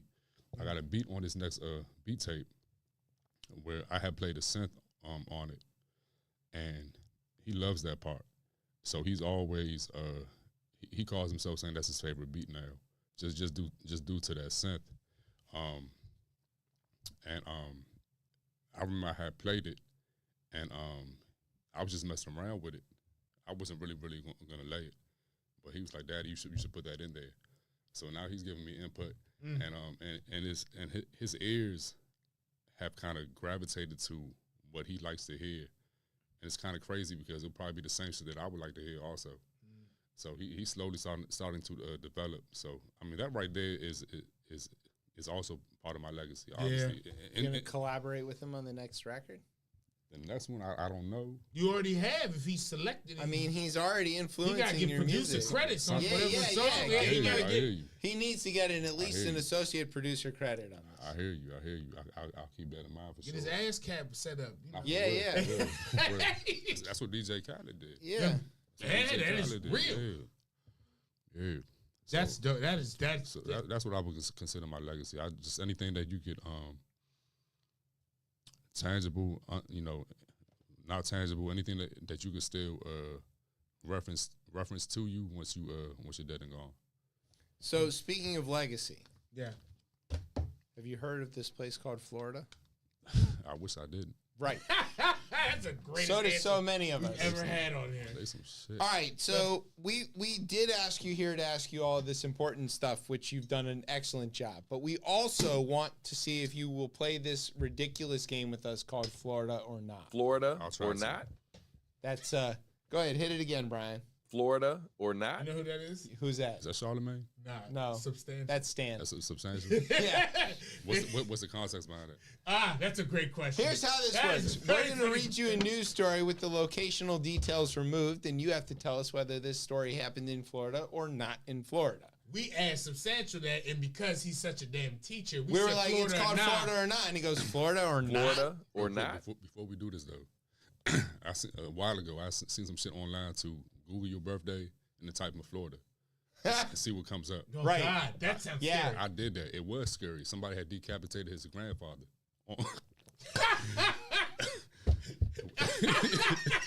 Clip it, Brian. Sorry, Stan, you just lost the job. Stop playing that before. Yeah, Florida or not. Somebody decapitated his grandfather. so y'all should do that when you get. Oh my, that might be a whole new thing. We just No, I've done it before. You don't want to, no. All right, continue. I'm gonna do some research. Okay. You know, my birthday is rife with fuckery. Yeah. Tsunamis and all types of shit. So, Drew Dave, are you ready to play Florida or not? Absolutely. All right. Parents of students at a school had some questions when their children came home with permission slips asking consent to participate in a reading of an African-American author's book last Tuesday. The permission slip shared on social media by one parent read in part, quote, students will participate and listen to a book written by an African American, end quote. Chuck Walter, who posted the slip on Twitter, said, quote, I had to give permission for this or else my kid would not participate, question mark. This is an unneeded process for our overworked teachers and can create more division amongst parents, said Walter. The permission slip did not specify who the author was or what the book was that was being read. The TV station that found this out shared a statement from the school district which read, we realize that the description of the event may have caused confusion, and we're working with our schools to reemphasize the importance of clarity for parents in describing activities/events that would require parental permission. However, in compliance with state law, permission slips were sent home because guest speakers would participate during a school-authorized educational-related activity. The education commissioner responded, calling it a hoax. The law in question, named the school-sponsored events and activities, is in addition to the Parental Rights Act, which was filed in such and such a year. The rule specifies that an event or activity as, quote, an event or activity the school of enrollment created for students to study or participate in while the custody of the school district or field trips, extracurricular activity, blah, blah, blah, blah, blah. It requires parental permission slips for events or activities and supplemental programs, and the permission slips must include at a minimum the nature of the event or activity, the date and times of the event, the specific location and types of sponsors and guests at the activity, the types of guests at the activities. Oh, of course, the guests. And the method of student supervision. The indication of the speaker as an African-American author is not something required by the law, but was highly encouraged. He stopped doing that. They used to require that, though. Yeah. Yeah, a long time. Okay, did this happen in Florida or not in Florida? This is a tough one because with critical race theory in the country and all that, trying to be shut down and whatnot, that could happen anywhere. That is why we chose it, yes. I want to say Florida. Okay. Explain your reasoning. I feel like they're not exempt from just being rednecks. Hey, there it is. Ding, ding, ding. Yeah, this has Florida written all over it. Literally. I saw where it was. This is right? Miami. It was in Miami? Yeah. Oh, God. Miami-Dade, I think. Yeah, it was, Miami-Dade. Jesus. Yeah, South Florida. Yeah, in South Florida. They're like, that's not supposed to be the real Florida. We're letting a black person come to the school and read to the children. And the parents are like, wait a minute. Is it a real black person? They're like, well, yeah, you got to sign a permission slip. Like, crazy. All right, I looked up while y'all were doing this. I just put in March 11th. Oh, God, no. I put March 11th, and I put in Florida. And this is from a story from 2020. Oh, no. No. I'm just going to read the first part of this. No. Orlando, Florida. A Florida man was caught using a stolen credit card of a dead man and was then seen trying to eat the card to destroy the evidence before he was questioned by deputies, according to an arrest report. And then along with that, there's a lumber fire that's happening right now somewhere around Silver Star Road. But I am happy that when I first put that in, the first thing that came up was events. And one of the first events was Burna Boy. There you go. In Tampa. That fixes everything. So I was like, all right, cool. Didn't he just win a Grammy? Like the artist or the artist, Burna Boy. Yeah, he's performing there. Yeah, no, shit. Because you never know. Oh, you never know in Tampa. That's the one with the lumber. That's where there's a lumber fire. That's, oh, God. Not for real. The lumber fire. Go to break, Brian. No. Shit. That one's on fire. Oh, God, yeah. No, lumber fire happened to somewhere in the middle of Florida. I'm not touching that. I could get burnt. Yeah, they'll have to. Anyways, look, I'm not either. All right, Drew Dave, before we go to the break. Yes, sir. And we want to do two things. One, tell everybody where they can get your music and follow you and all that kind of good stuff. And two, we want to invite you to stick around for the rest of the show, which you can turn down, and many people do. What time is it? 11 o'clock. It says right there. He's thinking about it. I got to hit the road. Yeah, okay, yeah, we knew that was going to happen. Smart move. Me too. All right, so Brian tried to get out of here 30 minutes ago. Shit. All of us was like, Please look, All right, so where can everybody get your records and stuff? As of right now, Drew Dave Music. That's DREWDAVE music.bandcamp.com. Bro. You can just Google him. Yeah, yes, you can definitely. Literally Google Drew Dave. Spotify, and pops right up. Spotify, Apple. I don't use Apple personally, but it's on Spotify as well. All right, and can they follow you on the social medias and things? Yes, sir. Drew Dave 703 on IG, and then Julius Dave, like Julius, on Twitter. DREWLIUS Dave on Twitter. There you go. All right, you can follow him and get his records and do all that stuff. We're gonna post a bunch of clips and everything. Amount of output that you have done over the fucking last. Somehow there was like an explosion. I don't know if you were like just. I don't. We'll have to have you back on to ask you more about that. But it's like it was nuts. It was just the pandemic. I had nothing to do. I wasn't working. They shut everything down. I'm on unemployment, so I had your nothing. Brain was going crazy. My brain is always crazy, but now I had the time to actually execute what I be thinking. I just had ample amounts of time. So I just kept up that momentum to the best of my ability to this day. Must be great to be smart and creative and focused. Those three. That is your. I'm one of those things. I got a beat tape called Focus right there. Yeah. See? Right. Exactly. It's right there. It's called Focused. You can download it from when you're not focused. Listen to $10.99. Yeah. Pay your artists. No question. Yes. Yeah. Okay. Great. Are we gonna play? We're gonna play one of his songs to go to the break. All right. We're gonna. It's gonna be Alex Jones. Well, we're gonna do both. So we're gonna play one of Drew Dave's songs, and then we hope you'll stick around. We'll do this off air, but we just want to see your reaction to something. So, all right, we're gonna play. We'll find out which song it is in a second. You're listening to Chip Chat on Beltway Radio and beyond.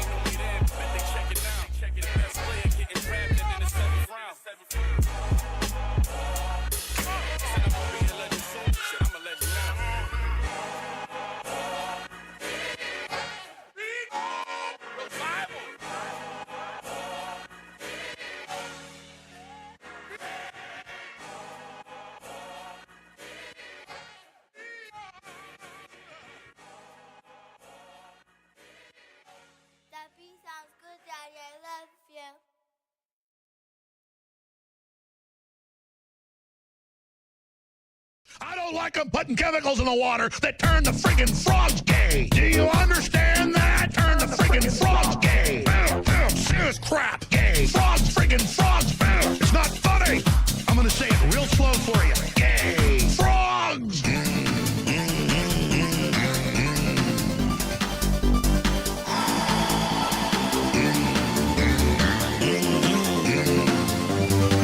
Won't you fight for your life?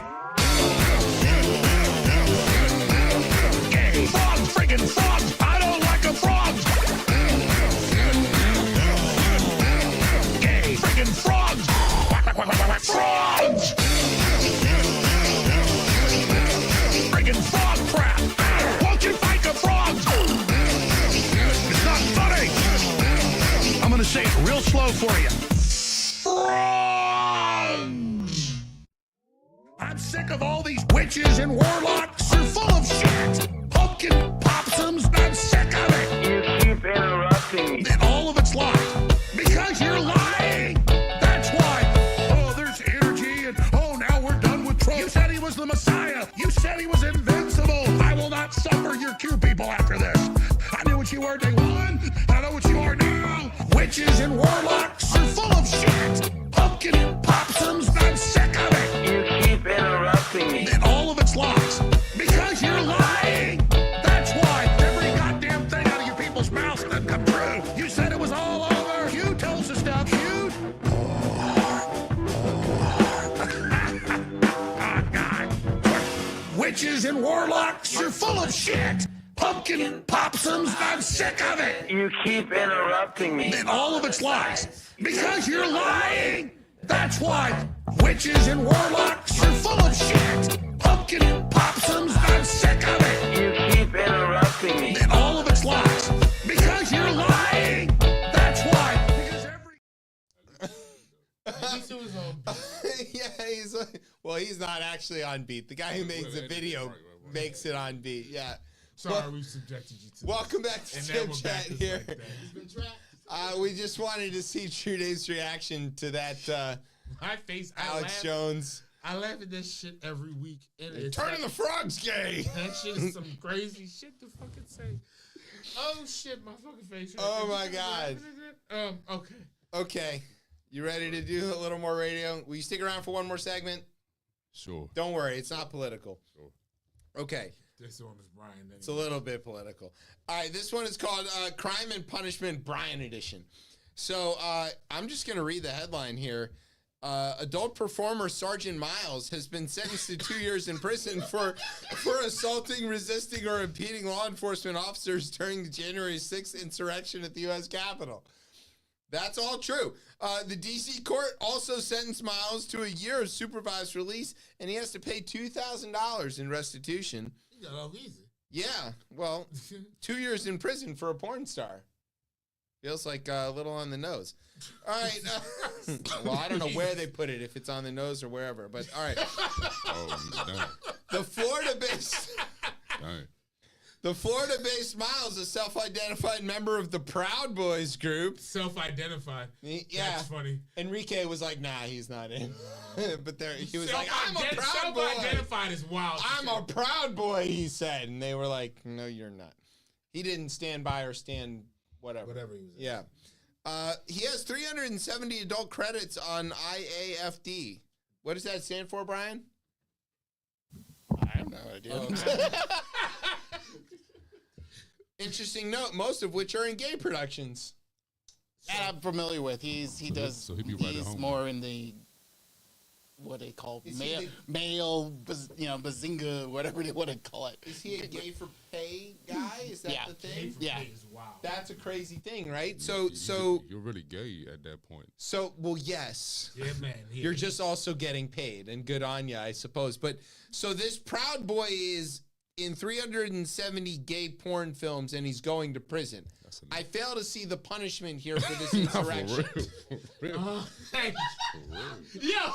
I feel like we may have done this justice thing a little backwards. Put him in a women's prison or something. Interestingly, A women's prison. Is exactly backwards is how Sergeant Miles likes it. So, Oh, God. what- Jesus Christ.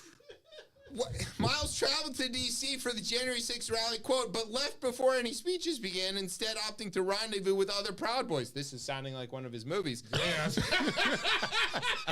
Quote, and playing a leading role in the riot. Oh, shit. All right. Leading role, eh?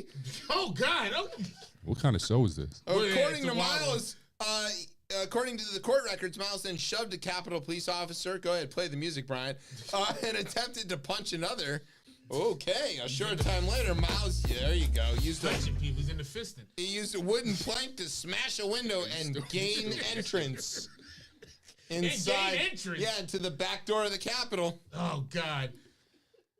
Not that there's anything wrong with that. Yeah, that's what you like to do? Like, So heavy weird. caveat on that we're not we're not kink shaming on this show, Yeah, man. well, if that's what Whatever you're you're into. into, man, that's cool, man. Yeah, you just know, like, please don't undo democracy while you're doing it. Yeah, you've got to get out that frustration, you know, 'cause Yeah. you don't want to be your true self. I mean, you know, it's I fine. mean, whatever. It is what it is. As long as you got paid for it, that's cool. He's paying for it with 2 years in prison. He's not. What? Oh, breaking news. Oh, shit. Oh, Breaking news. Yes, breaking news. oh, Breaking fuck. news. So poor after the segment. Yes, yes. So poor. Yes. So breaking news. While we were playing Alex Jones and all this stuff, and usually during the interview, I was scrolling through my OnlyFans pages. Anyway. Okay, thank you. Yeah. Hey, I He's gotta gotta do something while guys. we're here. Yeah. So Wow, apparently, I saw this page. If you don't know who page is that, and you see the name, it's Rachel Dolezal's. Rachel Dolezal has an OnlyFans. She has. The funny part is the frequently asked questions. So I'm gonna zoom in Okay. as best as I can because this is the funny part. Because How I can did I not access know she premium was content? way into this stuff. So apparently she says, "How can I get?" Someone asked, "How can I get access to the premium content?" She replies, "You have access to everything I send out during your subscription period. Premium content automatically comes to your inbox, including descriptions of what it is in each bundle, past content, and not available on demand." Then, next question was, how do I get access to past PPVs? And she says, weekly check up your DMs. Now, this is where it got interesting. She says, pretty much, do you offer custom content, sexting, or video chat? Sorry, not yet. So Okay. That's unfortunate because I pay the $3.99 or whatever to get her to say a few. actually, interesting things. you could probably got it in cheap because now it's up to $9.99. So $9.99. Well, the reason this is in the news is because she had a job, believe it or not, as a teacher. Do I have that right? Yep. In She's a- Arizona, She got fired. and then the parents found out about her OnlyFans and she got fired. I got 2 cards that I had in my wallet. Do you that I have think- your NAACP card? Hey, go I have my ahead. Because NAACP she has one card. too. I have that, and I have a gift card to Dick's. No. I seen somebody say that she makes This she dick! Oh Lord, what's the guy we just saw? Rachel. So What's the name? So the Brown Boy. It's right. It's interesting that Brian brought that up because he appears to many people as a black man, but he is show identified as white. So It's kind of he's like a Dolezal but in reverse. yeah. We're gonna call him Brian Dolezal from now on. Brian. Yeah, he's. Tony Kiki, you can have that one for next week. They're gonna, they started that, not us. That's not our gig. That's not our gig. But yeah. it is funny. I remember I went for the first time. I was like, wait, huh? Oh, I get the joke now. Yes. Okay, sorry. I Brian's get the the show. white guy on the network. I get the show. Every network has to have one. Then that's the rules. All right. Thanks for that breaking news, Brian. Moving right along. This one is called Vlad the Tickler. All right. So you may know that there's this guy who's in charge of Russia. Yes. And he doesn't tolerate anything. And Even though he's a totalitarian.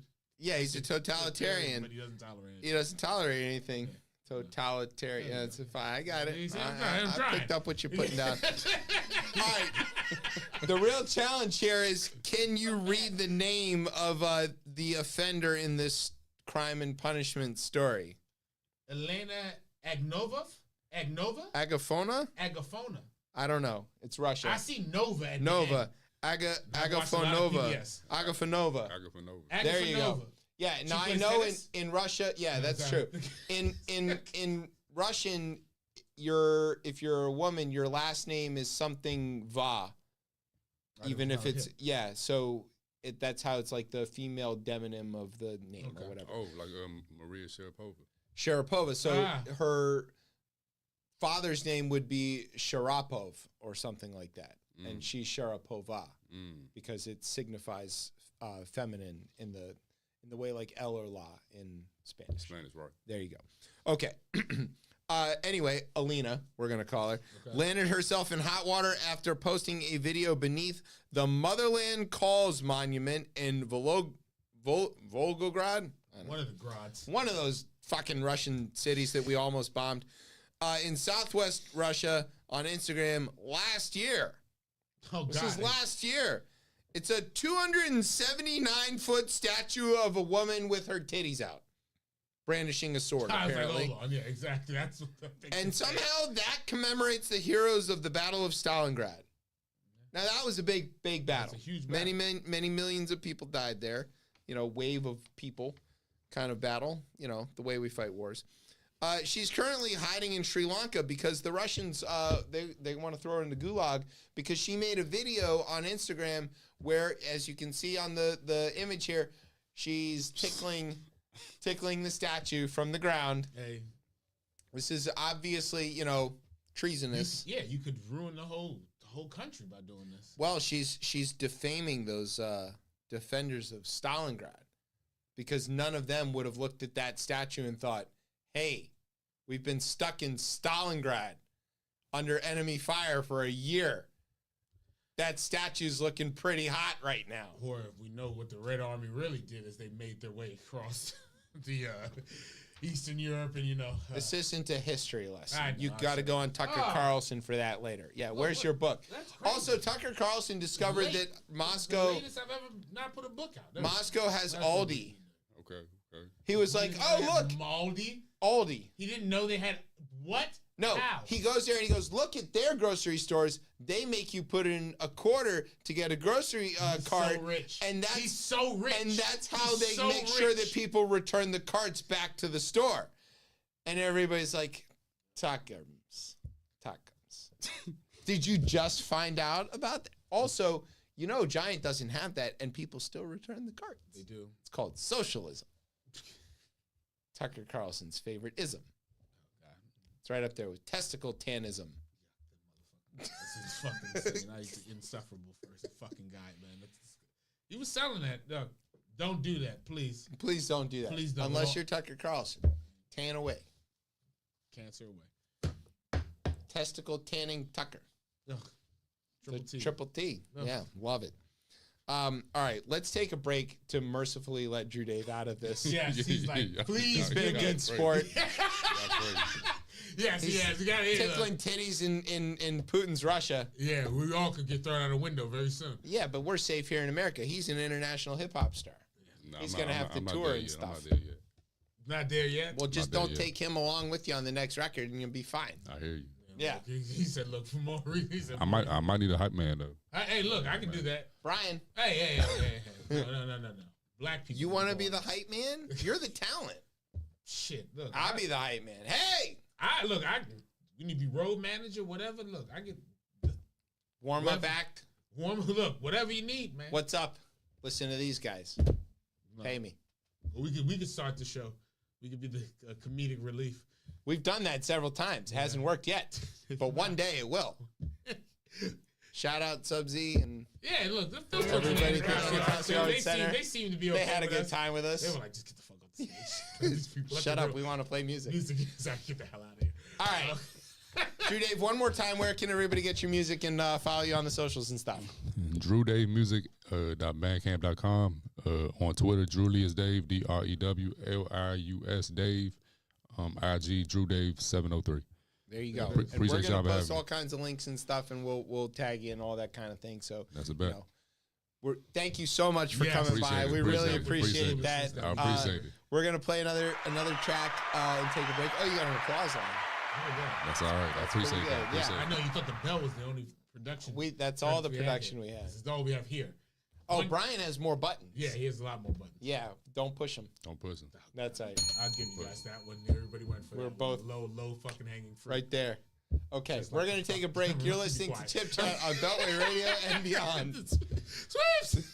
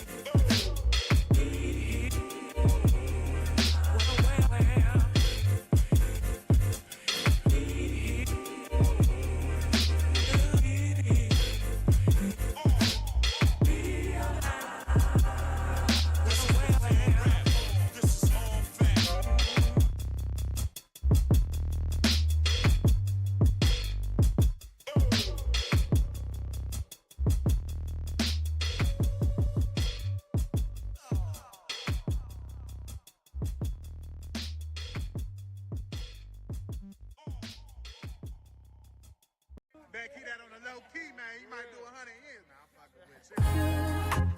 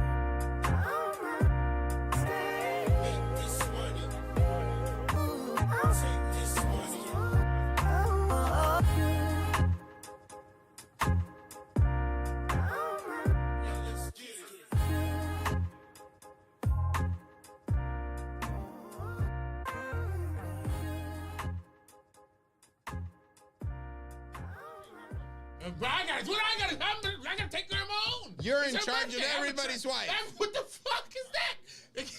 Yo, what the That's how it goes. Christ? That's a hell of a way to leave. Is that? Jesus Christ, he just walks out on that. Anyways, that's insane. Like, hey, you're in charge. You're in charge. Okay. That's happened to me several times. Oh, God. Okay. Welcome we're back. back. Welcome back to Chip We've Chat been back. here on Beltway Radio and beyond. I'm Chip. Who are you, Tez? You just told him. So you're somehow now in charge of everybody's significant others Yeah, I just at the next event. Okay. That's happened though. Yeah, it's like, all right, I can't. Yeah. You're the chaperone. Yeah, I mean, the last time we had a birthday, I was just like, I'm just the executive assistant. I'm just here to shepherd Gopher. people from place to place. Yeah. And you need My job is to make sure everybody gets to where they're supposed to go Exactly. safely, and That's I'm all. not driving, so I don't care. Yeah, I've been that several times. It's a weird position when somebody trusts you with responsibility. Yeah. Because Lord. I don't trust me with responsibility. Shh, don't tell him.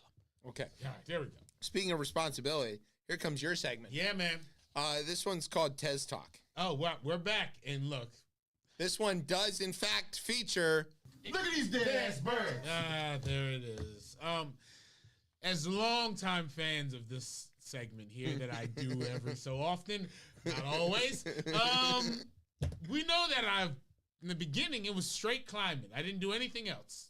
Still mostly climbing. Still mostly climbing. Yeah.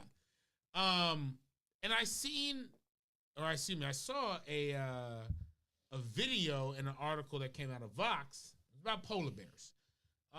It was an adorable bunch of videos. It was great video, right? All right. And as we know, like, so straight from the story, global warming obviously is famously bad for polar bears. Like, it's one of the things we hold up to show, like, hey, bears that need to be in cold don't have cold anymore. The ice is shrinking. Not looking good for them. And right to that reason, sea ice provides a platform which these predators are able to hunt seals, right? They hang out on the ice. They Circle of wait for life. the seals to pop up. They nab the seal and they eat them. And seal is, if you think about a polar bear, seal is probably the only thing that really makes sense for them to eat. That's It's all they. fatty. Yeah, it's good for lot. them. It's really good for them. Primary food source. And we know that climate change is dramatically shrinking the number of weeks each year that the Arctic Ocean can be covered in ice. Yeah. And polar bears are spending more time on land, as we probably have seen them in different videos. And in the wrong part of the land. Yeah. And that's kind of where calorie dense food as a seal would be is far less accessible, right? They can't get to that. And scientists went ahead and strapped recording devices to 20 polar bears in Canada, in the Hudson Bay specifically, and this is kind of where the ice-free period has increased roughly by 3 weeks since 1979. That's right? a lot. That's huge. That's right? like a whole month of 3 no weeks ice. of no ice, right? And again, as we just aforementioned, the Can you polar imagine bears, you didn't eat for 3 weeks. they need these ice platforms to Yeah. kind of go ahead and get the seals. And the cameras recorded a stunning 115 hours of footage over 3 recent years, and it's just a rare window, as they say in the article, to the land-bound lives of these animals. And it's not natural for them. It's very clearly not their preferred way of living. Right. So if you go and find this video here, like they mark off certain areas. They show kind of the bears. They're feeding on bird carcasses. Yep. Those dead-ass birds. Right? They're eating the dead-ass birds. Right? They're eating berries and grasses. And that's bear stuff, though. It is. Okay, so like this bear is it's not what they're supposed to be doing at that time of the year. Exactly. So one of the things that we've learned because of climate change is that the interaction between polar bears and grizzly bears is increased, and it turns out that they can mate. Yeah. And so polar bears are substantially larger, like 50% larger than the grizzlies. Bear. But it seems like they're able to, so they might not be that different as species. They're just, coloration difference. But like bears need to eat seals for 2 reasons. One, seals are full of nutrition. Yes. They're fatty. They're full of, muscle tissue and all that. Also, bears need nice scarves. And that's what they make them out of. So they clobber the seal, they eat it, scarf. It's true. But the other problem is that the bears they're interacting with people in ways that they really haven't been. Because they don't have the ice, they don't have a place to hunt, they're in these places, and instead of being able to move further north, which they can't because they can't cross the water those distances, they're starting to move south, and they're starting to come into contact with people. And it is very, very dangerous when a 1,500-pound bear is like, I want what you've got. And you have there's no wall you've ever built that has been like, no bear. The bear's like, wall. Out of my way. Give me your berries. Yeah. And I think, as the scientists kind of mentioned in this story as well, too, how life adapts on this planet, I think is and like it's not good. No, it's not good at all, because they're not going to be able. It's not sustainable at all. In one of these things here, they said that all but one of the 20 bears lost weight, suggesting that they would eventually go hungry. One individual lost nearly 80 pounds, which is a lot. It's a lot off a bear, and it's not. Some bears hibernate. Yeah. And this is not their time to be doing that. That's when they lose a lot of weight, is while they're hibernating. It's not that time. That's not how this is supposed to work. Polar bears are supposed to be eating the seals in the winter. That's what they do. I think also, too, this article didn't go deep into it, but I'm pretty sure there has to be. Like, these are ecosystems where bears eat seals.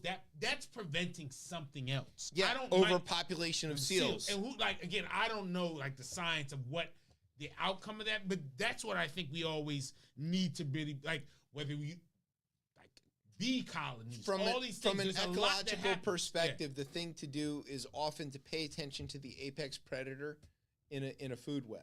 Yeah. When the apex predator is in trouble, that is the signal that the rest of the web is disrupted beyond repair. Right. Because that predator depends on everything else feeding up to it. Yeah. And if that's not working, that's a problem. And wait till it's humans. Well, wait till we are the apex predator. Yeah, but wait till it's on a mass scale. Yeah, wait till our our web. Migration. We talk about all of that stuff is going to tenfold increase, because when similar to these bears, and I think we see this right now with migration. When people can't get what they need, they do desperate things. When animals can't get what they need, they're going to do desperate things, whether it's the Darien Gap, whether it's crossing oceans. It's literally the same thing. These bears are taking risky swims in places that they wouldn't normally do it, which is very similar to, say, crossing the Darien Gap or piling on a boat across the Mediterranean or anything else. It is very similar. I don't know why people don't see those things as the same. They seem to me like acts of desperation because of terrible circumstances. But in the bear's case, the bear doesn't know any better and has no recourse for it. In humanity's case, all of human suffering is human caused. We know. Almost all of it. Known for a long time. The occasional rogue tsunami, okay, fine. But like the rest of it, it's all solvable. It is all solvable if people want to. Yeah. Bears don't have elections At all. but maybe they should vote. Maybe they should try voting. Try voting? Yeah. Who's going to stop them? They're in Canada. I hear everybody can vote in Canada. They got pink money. Speaking of various animals. You know who would be the leading candidate? Go ahead. Barry Goldwater.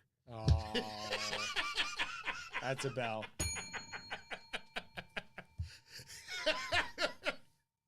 Barry Goldwater. You know It who was they at would've this protected? moment he knew. He fucked up. You know who they would have protected? Who? They wouldn't have let them go down. Bear Stearns.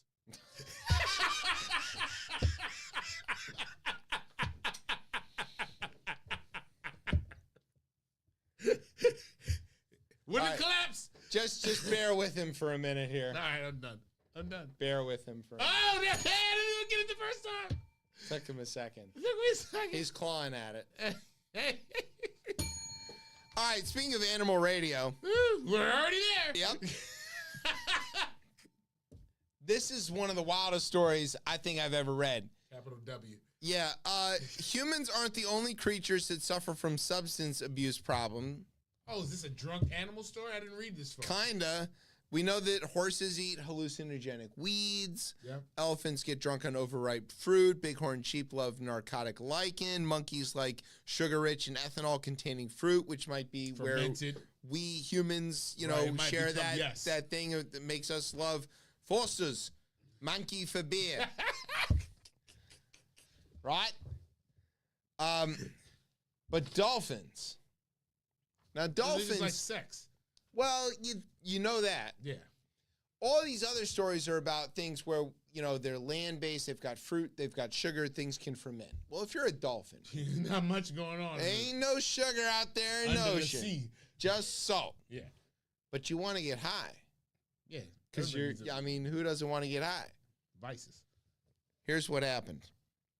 The dolphins were filmed gently playing with a pufferfish, passing it between each other for 20 to 30 minutes at a time. And unlike the fish that they caught as prey, which were swiftly torn apart, they just kind of chewed on it for a little while. They were literally puff, passing the puffer You beat me fish. to it. That's crazy. And here's what happens. The dolphins will find a puffer fish. They'll chew on it enough. The puffer fish are a little bit toxic. They're super toxic if you bite right. hard. Yeah. But they'll bite on it just enough. They'll get a little high. They'll pass it on to their friend. And then they were observed literally hanging out at the surface of the water, laughing at their own reflections Hey, for I love hours at a time. That's great. Congratulations. Yo, Way the to go. Dolphins, the Dolphins. They get a bell. Next governor of Oregon, Dolphin. Yeah. I can't wait till Republicans ban pufferfish. It's coming soon. Yeah, What is it? the DEA is yeah. coming after the pufferfish. What is it? The class 1? How do they? Schedule 1, yeah. Schedule They're 1 going to and 2, schedule yeah. 1 the pufferfish. Schedule 1 on the pufferfish. Speaking of fish, this is the Prius of fish. Ah, Now, what- hybrid. Yeah, that's right. Get your bell for that one. That's good. All right, here's what's going on. This is like a up to the minute story. So Yeah. this could change as of tomorrow. We don't know. Tomorrow's close. It's close. All right, Brian. Have you heard of North Carolina? Yes. There's 2 of them. Yeah. This is the North one. Yeah. There I is- remember this one. There's an aquarium there in Hendersonville. Hendersonville does not sound like a place I would go. I don't know. It sounds coastal. Anyway, they've got an aquarium there, and they have in North Carolina a stingray named Charlotte. Oh, Naturally, of course. yeah, she plays for the Hornets. And anyway, so she's in this tank, and she has never, ever encountered a male stingray Okay. because they've had her since she hatched. So she never got stung. Nope. Never received the, what was it? Dick's Sporting Goods. So the Dolezal. So she is, Or the Irwin. or No.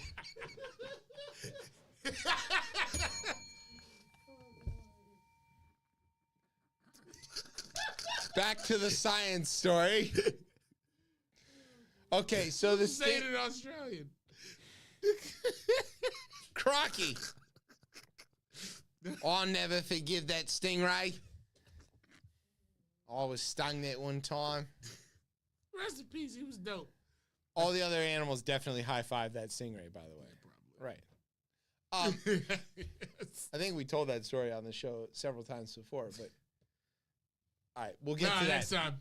Okay, so the stingray, she's never met another stingray. Well, another male stingray. Right. And so they were like, yo, she's a little swollen. Oh, God. So they ultrasound her, and they're like, hey, the stingray is definitely pregnant. Oh, God. And they're like, what the fucking Mary Joseph is going on here? In North Carolina? In North Carolina. Uh-oh. Right? Could have been that one of them senators praying too hard or Appalachian Trail or God knows what, right? So they're like, well, it could be parthenogenesis, which is when, animals, I'm not sure if it can happen in people. We don't know any evidence of that, but basically self-fertilize. Right. Or they said they noticed some bite marks on her, so they took out all the other fish in the tank. They had noticed that before she was pregnant. Right. They had recently introduced a couple of male bamboo sharks. Oh, no. Now, if you know anything about fish, of which sharks and rays are not, right, you know that they are both tiburons. A tiburon is a kind of a thing that is like a fish. It has fins, but it doesn't have bones. It has cartilage, and it doesn't have scales. It has denticles, which are like little teeth. Great video game developer that made Madden. Yeah. And that Hyundai car, Yeah. the tiburon. Yeah. Okay. Also in Spanish, the word for shark, tiburón. Yeah. Okay. So they were like, those bite marks, they look a little suspicious. And when sharks mate, the way that it works is the male bites the Take a bite female, out of crime. grabs on, and does the deed. And sharks and rays both have live babies, some species of them, not all of them. And they don't mate through spawning. So what could have happened here? Sounds like a shark. There. Don't need to say anything.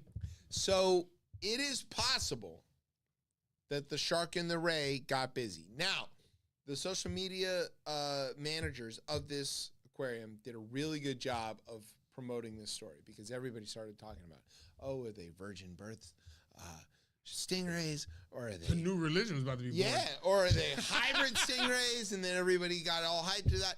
And then all the experts started weighing in. I've seen rays and sharks mate hundreds of times, and I know it's possible.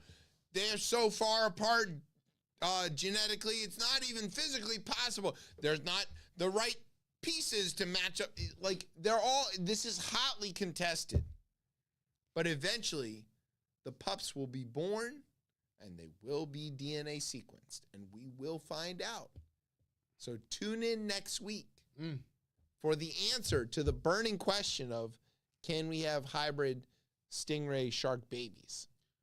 I was going to say I'm surprised they didn't just take the stingray to Planned Parenthood, but it's North Carolina. So I want to know, will Maury come out of retirement to make the announcement as to who is the father in this case? No. Why not? What else is he doing? Retired. Right. Chilling with Connie. Yeah. He's not coming out for stingray. I don't know. Speaking of stingrays, this segment. What? Okay. It's go ahead. What? You can. Do I want to read this? Yeah, you want to read this. So this segment today is called Guidelines and Pussy Ass Bitches. That's true. Jesus Christ. All right. That is the segment That is the anyone who hears look, that. I don't write this stuff. Maybe my employer. I don't write this stuff. Tez does. No. All right, the first part is literally a public service announcement. The CDC is changing the guidelines on COVID. So basically, they were on 5-day isolation once you test positive, and regardless of your symptoms, that is now no longer the case. They're saying if you are fever-free for 24 hours, you can go back out in public. You're good to go. This is based on that they say that the majority of the population has some immunity, either through vaccination or through having contracted it, or both. Yeah, in my case. Anyways, I was gonna say something. Who hasn't at this point? Yeah, but you know. Darwin. Hooray. Okay. On to the pussy ass bitches. Yes. This one comes to us from the great state of Florida. Or not. No, it is from Florida. All right, just checking. Gotta check. Okaloosa County, actually. So here's what happened. There was a domestic disturbance, and the cops showed up. And the fella in question was known to carry a gun. And his girlfriend is like, hey, he's, yelling at me or whatever. And they're like, all right, lady, here's what we're going to do. So they grabbed him, and they cuffed him, and they put him in the car, which is a Ford Explorer. Put him in the cruiser. All right. Right? And one of the partners stayed with the victim to get a statement from her. Normal shit. With their kids around and all that kind of stuff. Shots fired, and unloads a mag and a half into the car where the cuffed man is sitting while he's walking away. And he's yelling into his radio, shots fired a bunch of times, and then he drops the clip out of his gun, and he, leaves it open, and he sort of like kicks it away from him so that it's like can't be fired, and he's like clearly freaking out. Now there's body cam footage of all of that, right? And then there's body cam footage from his partner going, Jesse, what's wrong? Where were the shots? What happened? Are you okay? Turns out what happened was an acorn fell on the car, and Officer Jumpy Pants heard the acorn hit the car, somehow believed he got shot, and unloaded 15 rounds into his own cruiser, where an unarmed man was sitting handcuffed in the back in front of said man's children and girlfriend. Now, when the investigation started, Jesse Hernandez immediately resigned because he knew he was double fucked. Yeah, but it's over. It doesn't change what happened. It doesn't change what happened, right? So the kids are traumatized. The people are traumatized. The adults are traumatized. His partner's probably traumatized, thinking like, oh my God, I was working with this fucking idiot. The deputies patted him down. Yeah. So they knew he was unarmed. This dude thought that the perp who was cuffed and unarmed was shooting at him from inside his own car and convinced himself that he got hit. That's a lot, man. Like, I don't like it's hard to, but it just goes into like who we recruit for that job that is literally life or death isn't the individuals we need to be recruiting. Like, obviously, this, like, I mean, I'd take someone from McDonald's doing this job before this person. They'd have better decision quality making. Yeah. Decision quality making? I guess. Yeah, that's a bad one. Yeah. It's like a two-system party. Or decision quality. Yeah, well, no, not as bad. They're not as bad as what's the name? Is Two-system party. This is a great episode. I know. The slur is brought out. I love that he convinced himself that he got shot. That's insane. Despite the fact that he hadn't been shot. That's insane. Like, so his partner is like, "Are you okay? Are you okay?" And he goes, "I feel weird, but I think I'm okay." Put him under like, the "Are jail. you hit?" No, that should be under the jail. Should be Yes. sworn testimony. He gets like, "What do you mean? Like, you wanted to shoot someone this day?" It seems like to me. It seemed like he wanted to unload his weapon into the back of his own car when he had a guy cuffed in there. I don't know. speaking of pussy-ass bitches, House Republicans, they did finally manage to impeach Mayorkas. Single vote? Yep. It was Steve Scalise. You know what? Where he was? Where? He was in the hospital. Oh, he was? Yeah. Receiving stem cell cells, treatment that he voted against. Yeah. Because, you know. But, you know. How can he keep voting against it if he's sick and he passes away? He has to be around to vote against it. That's true. Not around the bases, though. So, Hey, he had anyway. a good shot. Yeah. Oh, man. He dug that one out. Ow. So, so House Republicans voted to impeach Alejandro Mayorkas for, and everybody asked them, like, high crimes and misdemeanors, right? Well, No. they couldn't identify any of those. When they were asked about this, they said that this was a PR vote. They said those words, PR vote, and they. That's so dumb. And they and this all follows on the heels of what happened with the Ukraine funding and border stuff that has literally flipped back and forth twice, right? So Democrats were like, or Joe Biden was like, yo, give me some money for Ukraine, and Congress was like, not without border funding. And so then Jim Lankford and Chris Murphy work out a deal. In the Senate, they go, all right, here's your border stuff, and then here's your Ukraine funding. And Trump goes, don't vote for that. Vote it down. We're trying to win elections. So they vote it down, and it fails. And so then the House is like, here's a clean Ukraine funding bill. And so they vote on that, and it passes. And then the Senate was like, all right, cool. We're going to vote on a clean Ukraine, Israel, and Taiwan bill. And they do that, and they send it to the House. And House is like, we want border stuff on this bill, you idiots. Oh, you don't say. And you're like, oh my fucking God, what guys? They should get trounced in friggin' November. They should. They're just giving it away. And in the meantime, while they're complaining that the Department of Homeland Security is failing at their job on the border, they're voting against empowering the executive branch to enforce the things that they want to have happen at the border. If anybody you know says anything approaching Republicans want to secure the border, you tell them straight in their face, false. That's false, and they are unserious about this. They don't want this. They had the option to secure the border. They voted it down. They had the option to use the apparatus in place, and they impeached the guy who was doing it. They're lying to you. What they want is a racist dog whistle to point at and try to rally their white supremacist Klan voters. And if you vote with them, you're one of them. You know why? They're lying. That's why. Because the rent is too damn high. Here's the coda on all of this.